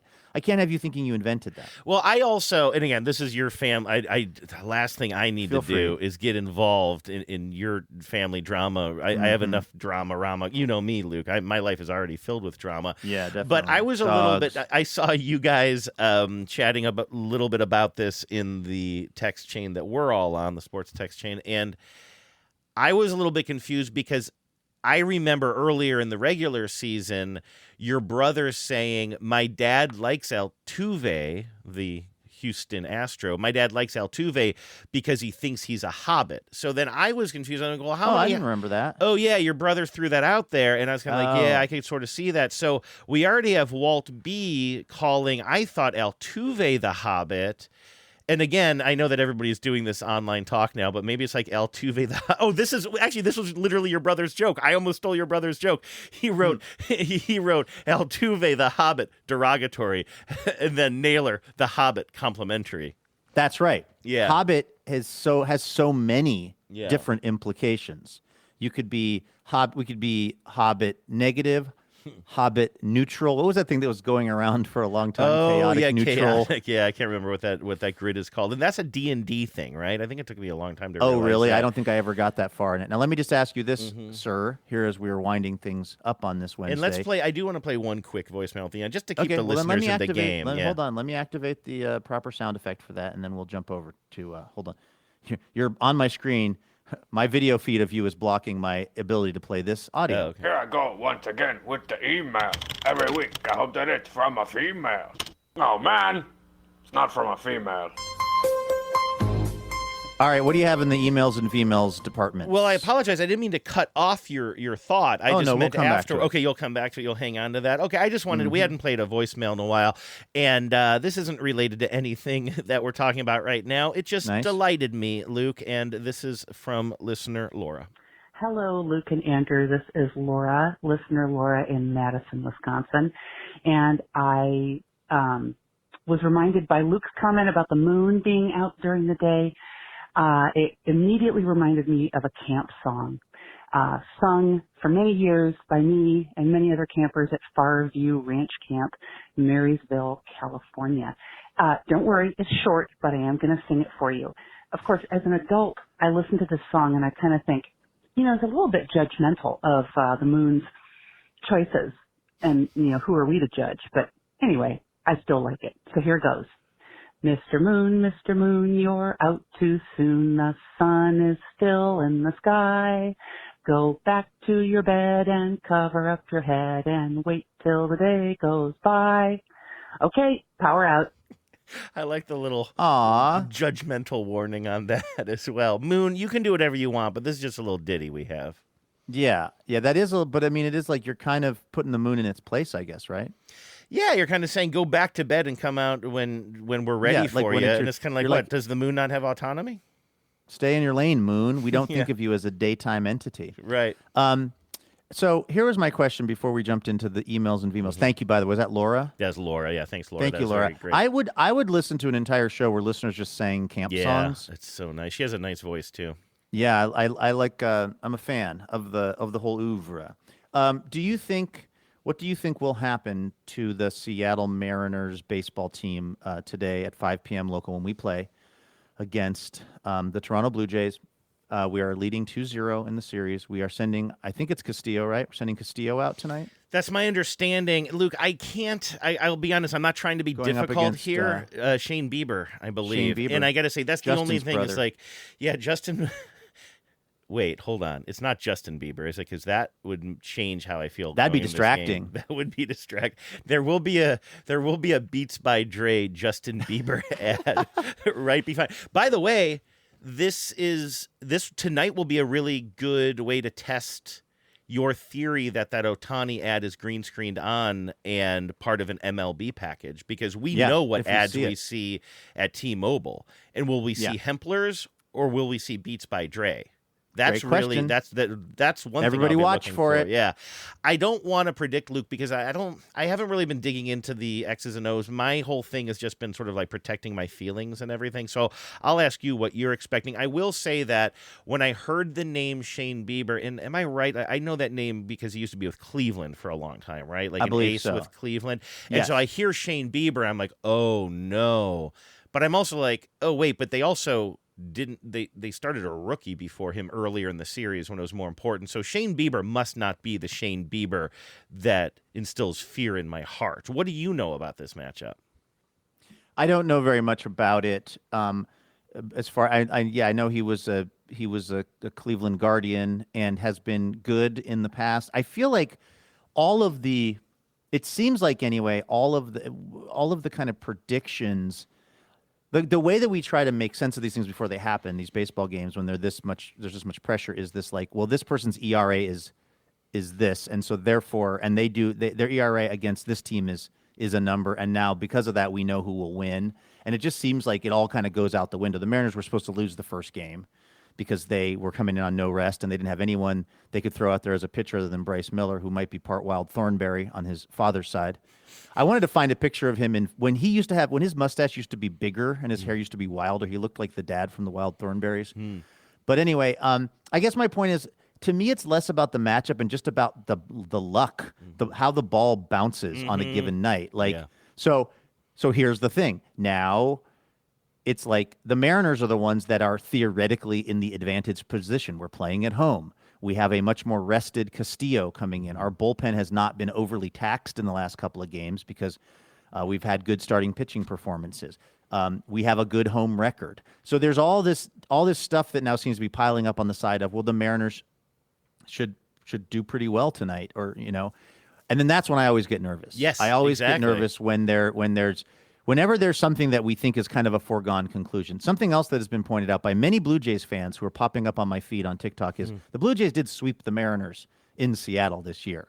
So they're very capable of it. I didn't recall that. And I don't think that you're going to keep Vlad Guerrero Jr. down all series. I don't think that their best hitters are going to struggle throughout. They're going to come back. And really, let me put it this way. If I'm the Blue Jays, here's all I'm thinking about with the rest of the series. We got to win 2 out of 3. We just got to win 2 out of 3, because you win 2 out of 3, you take the series back to Toronto, and now for Toronto, playing a winner takes all. Well, if we take 2 out of 3, sorry, I was thinking of a 5-game series. Yeah. So it's 3 games in Seattle and 2 games in Toronto, right? Is that the rest of the series? If necessary, yeah. So still 2 out of 3. So the theory holds, except not exactly the way I was thinking. 2 out of If I'm 3, and Toronto, we're there. We're done. 2 out of 3, we don't go back to Toronto. If Toronto wins 2 Yeah. out of 3. Oh, if they win 2 out of 3, I'm sorry. If I'm Toronto, I'm just thinking 2 out of 3. Yeah. In Seattle, Yeah, 2 out of 3. Get the series back to Toronto. Just win 2 out of 3. Like, because winning 3 out of 3 feels really daunting and hard to do. So I guess I'm just saying, like, I believe it or not, if I'm the Blue Jays, I would not be in full freakout mode yet. No, I wouldn't either, because it's kind of like the shoes on the other foot. Like, Yes. there was like, oh man, if only the Mariners could steal 1 game at the famous Johnson Center. Oh, I feel so bad about that. But then we see what happened, because the one team was maybe more confident, and who knows? There's a million different reasons, and just luck. Like, I'm just in that mode now. Like, again, I think with the Dodgers, you just have a lineup that is just up and down. What is John's less steroid baby 2 or whatever? Like, that's basically the your team. The team. It's just like up and down the lineup. Like when Freddie Freeman is like your third best player or whatever, it's just like that you're not even talking about regular baseball anymore. But with the rest of these teams, especially this particular series, I just can't help but just think like the old Mariners t-shirts used to say, anything can happen. And that's why I'm not necessarily like feeling like super confident going into this. And also just thinking like, what are the chances that we're actually just going to win 4 games in a row against this very good team? But I will remain hopeful. I'll also be interested in seeing if, as we're playing baseball in Seattle on October 15th, like the marine layer is going to be more of a factor than it was midsummer, I'm going to say. Will they have the roof opener closed, I guess is the question. That's supposedly an MLB decision. Did you know that? No, I did not. You mean for the playoffs or for the entire season? I don't know about the whole season, but they mentioned it on the broadcast the other night, because when we were playing at the Johnson Center, they had the roof closed for the first game that we won, and then they had it opened for the second game. And the announcer said, we know that MLB is who makes the decision on open or close, but it sure is interesting that the Blue Jays play a lot better with the roof open, and now here it is open. Oh, really? I would think that would be a team's decision, because the team gets to make all the other decisions about their ballpark. That's interesting. That's what they said. That's what they said on Ask Jeeves. No, that's what they said on the broadcast, but that was also the same broadcast that told me today's game was going to be at 4 p.m.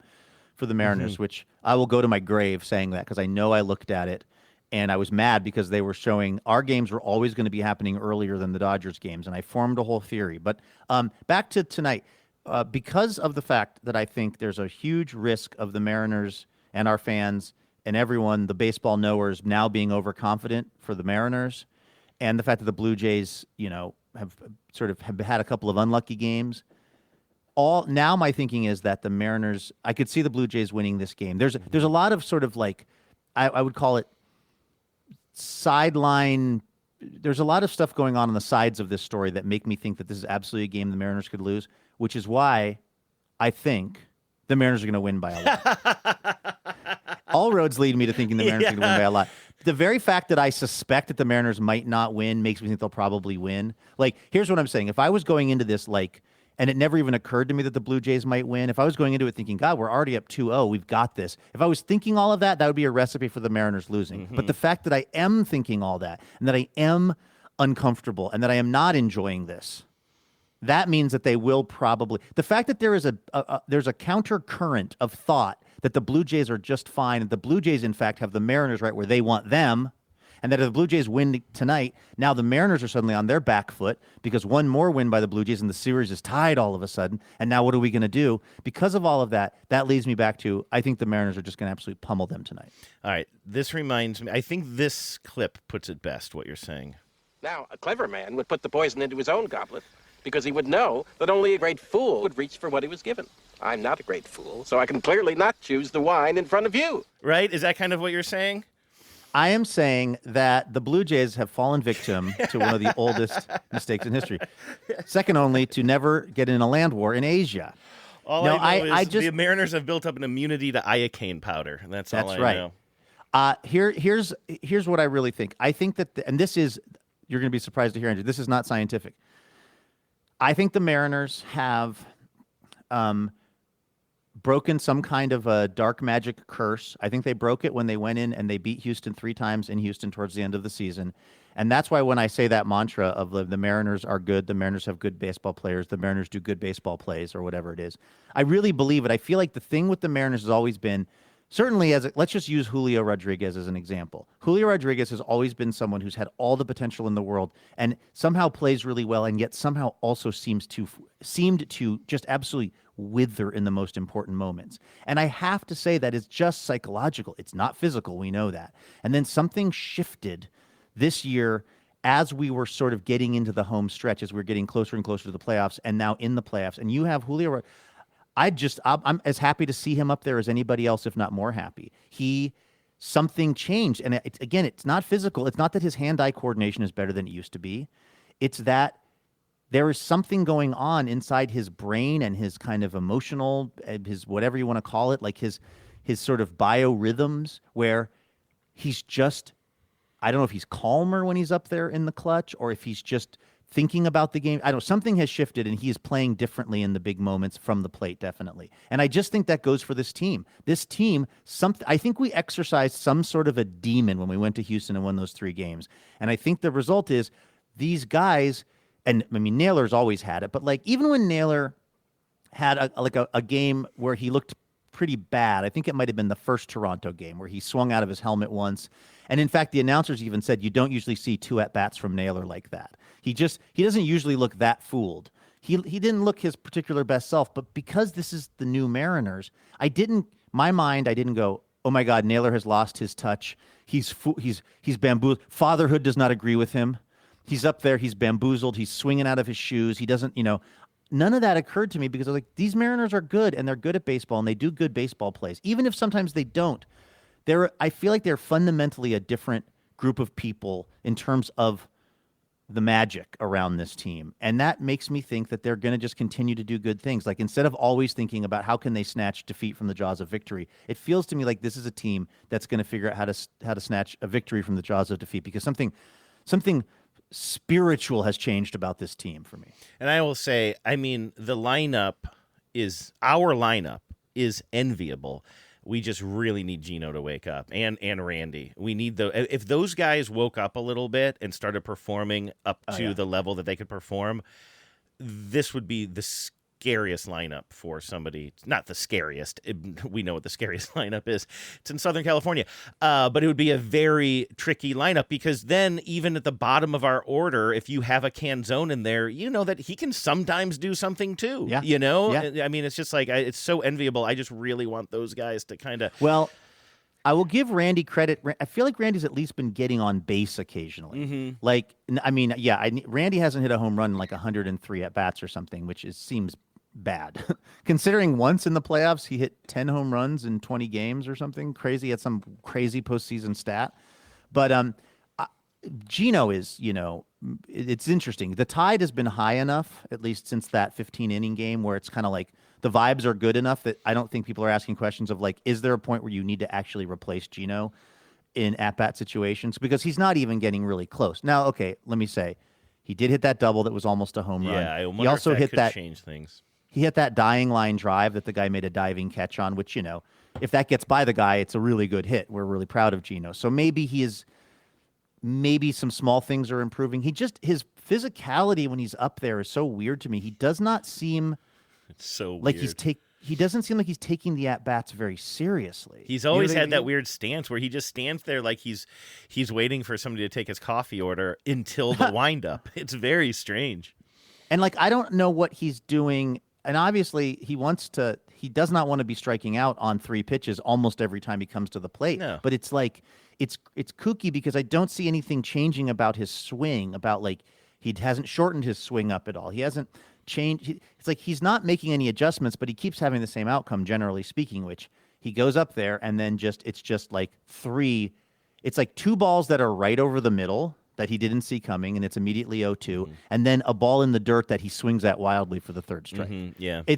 They have just been the most ineffective at-bats you could ever imagine. And like, again, right now, things feel so blessed that it's just kind of like, well, whatever. But, I wonder what like Dan Wilson makes of the whole thing in between a few tall beers. If he's like, if his thought is like, we can't keep sending a guy up there who's hitting. I mean, Gino's hitting like under 100 in the playoffs. But that is why I do feel like that hit that was almost a home run, even though it wasn't a home run, I just sort of feel like, I don't know, maybe that could be. I don't know. I don't know that there's science to that, but like in my heart, I'm kind of like, you don't take him out of the lineup. It's funny. It's almost like he's had the opposite season of Julio, right? Like now he was with a different team for the first half of the season, but he was so good. He was literally having a career season. And then he came over here and he kind of got cold, which used to be kind of part of the Mariners' curse. I don't really group it in with that because the Mariners have gotten hot in other ways and Naylor's been so good for us. But it's funny how Julio, I was just thinking about this again today, just like as you look back at this season and all the ups and downs and all the feelings that we've had, all the highs and lows, and just like remember like Julio was invited to go to the All-Star game and a bunch of people were like, why is this guy invited to go to the All-Star game? He's got star power. Yeah, I mean Mariners fans as well as national, I think baseball fans were kind of like, he's got the flashy smile and he's got star power, but what has he shown in this first half of the season that would make him an All-Star? And he said, you know what? I'm going to skip out of these celebrations this year. He didn't say I didn't deserve it. He just said, I'm going to focus on my own stuff. And then he came back and had a great second half of the season. Like that feels like a lifetime ago, but I was just looking back at that this morning, not even with a take to wrap this up, but just kind of like, yeah, that's kind of a big move, I think, to say, I'm not going this year. I'm going to work on my own stuff. And I don't know what the psychology is like going and passing up an opportunity to be in the spotlight like that and hang out with like the best players in baseball and everything. But he felt something that felt like that wasn't where he belonged. And then he stayed home or whatever, maybe worked on his swing and then just exploded to have another season with like stats that you would look at this player's stats and think he had an amazing season, but he had an amazing second half of the season, which is almost more impressive. And he has continued it into the postseason. Yeah. And Andrew, they keep saying this, the national announcers, when he's up at bat, because if something has, again, if something is psychologically shifted in Julio Rodriguez that he is now up to the moment in these big moments, which he certainly has been in the postseason, they keep pointing out he's 24 years old. Yeah. Like, right.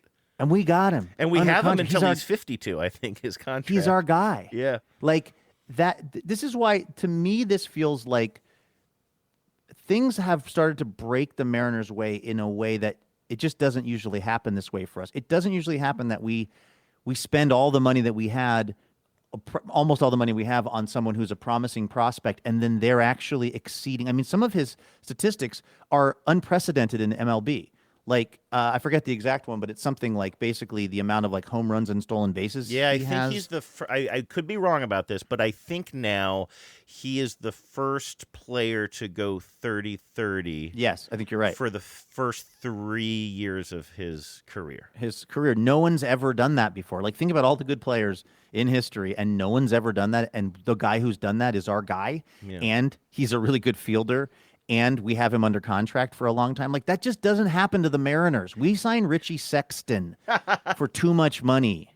Like, we get Jeff Sir. We get. Wait, though, wasn't Sexton? Wasn't Sexton the guy that we then sent to New York for Buhner or something? Who did we send to New York? No, that was Kenny Digger Phelps. Phelps. That's the one that was the Seinfeld joke, right? Like, yes, that was the greatest trade. And we did get Jay Buhner for Ken Phelps. Yeah, but. Other than that, there are not a lot of examples of where the Mariners organization has gone out and they've spent a bunch of money on someone and they've picked the right pony. That just doesn't seem to happen to us. And here it is happening to us. And again, this to me feels like something is shifting where it's like we're not this cursed team that's going to find a way to mess it up. It feels like we have good players who do good baseball plays and are good baseball men's. This is a little bit off topic. Don't worry. It's still baseball related, though, and Mariners related specifically. I had a really embarrassing, huge personal revelation earlier this week that I wanted to talk to you about. And I wasn't even sure if I wanted to bring it onto the show. It's Mariners related. It's not like embarrassing. This isn't like personal health talk or anything. This isn't about me sitting in a bathtub in the woods somewhere. But Somebody posted a stat about the Mariners postseason. Like, we hadn't done this particular thing in the postseason since 2000. And I thought, and this is like, I think it was Brent Stecker or somebody who works for ESPN. And for a split second, I thought, oh, you mean 2001? And then I looked it up. I'm like, wait, does he mean 2000? And then I looked, I'm like, oh, yeah, no, the Mariners were in the postseason in 2000 and 97. We talk so much, not you and I, but I just mean Mariners fans. And keep in mind, I didn't start watching baseball until 2009, so all of this is history to me. We talk so much about 1995 and 2001 that I don't think, it's not like I forgot, Luke. I don't think I knew they made it to the divisional series in 2000 and 97 as well. And didn't they even win those divisional series in 97 and 2000?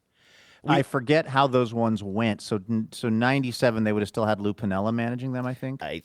But again, I'm getting way out over my skis there. But it's like, it's just so funny. Like, we only talk about 95 and 2001. We never talk about 97 and 2000. I have no idea what happened those years.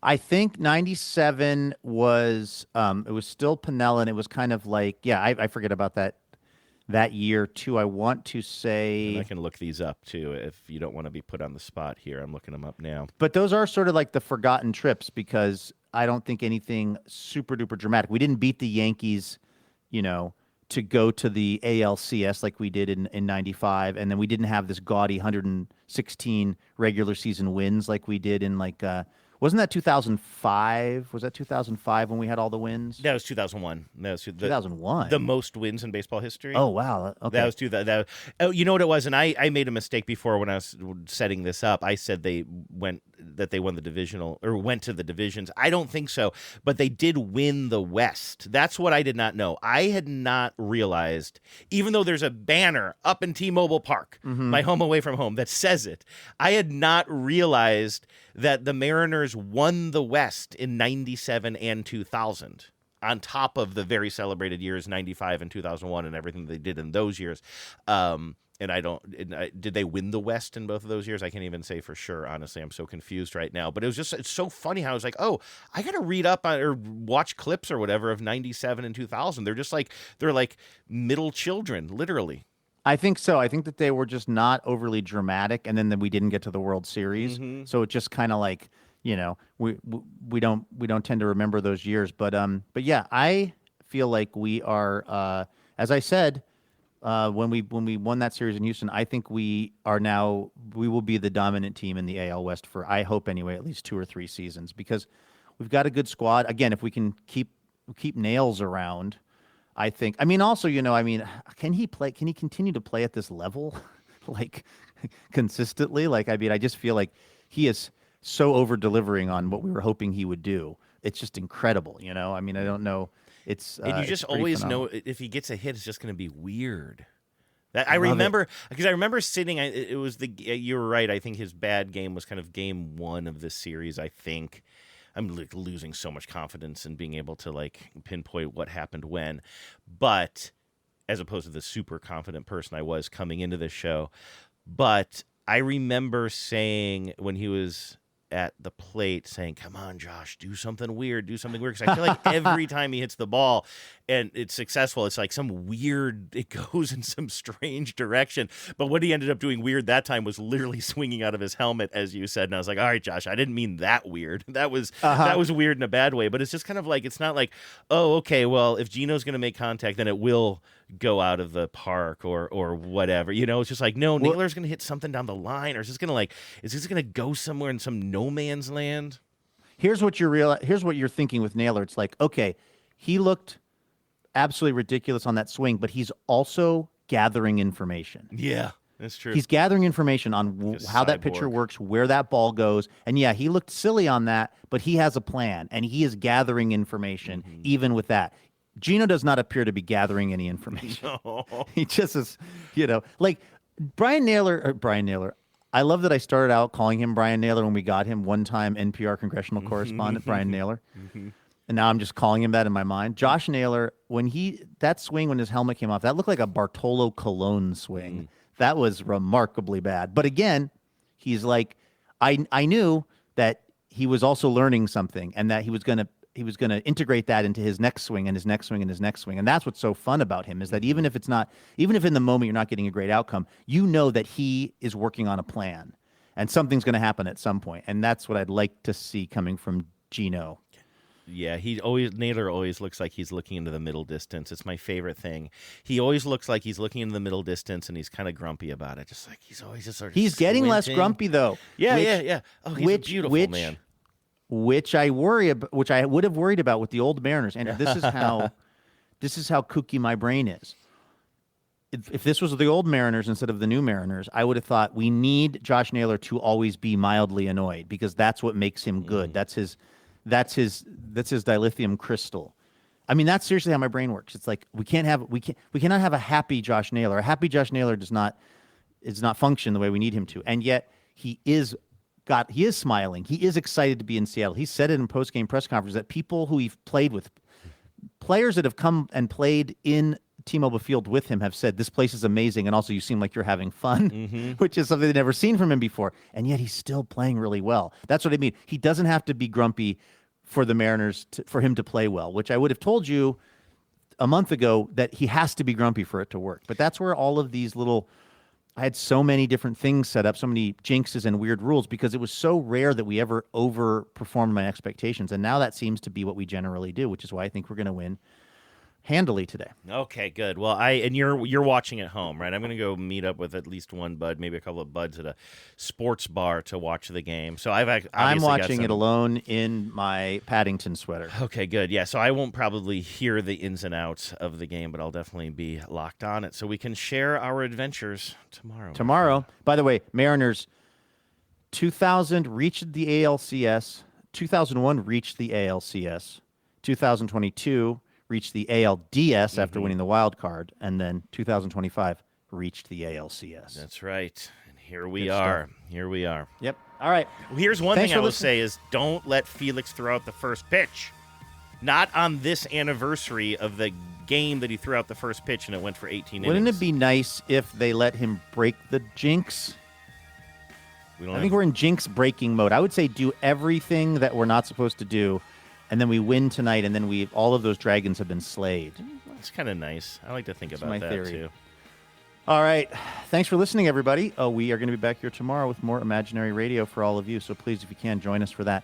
In the meantime, have a great Wednesday. Take care of yourselves. Stay safe. Go Mariners. And please remember, no mountain too tall. And good luck to all.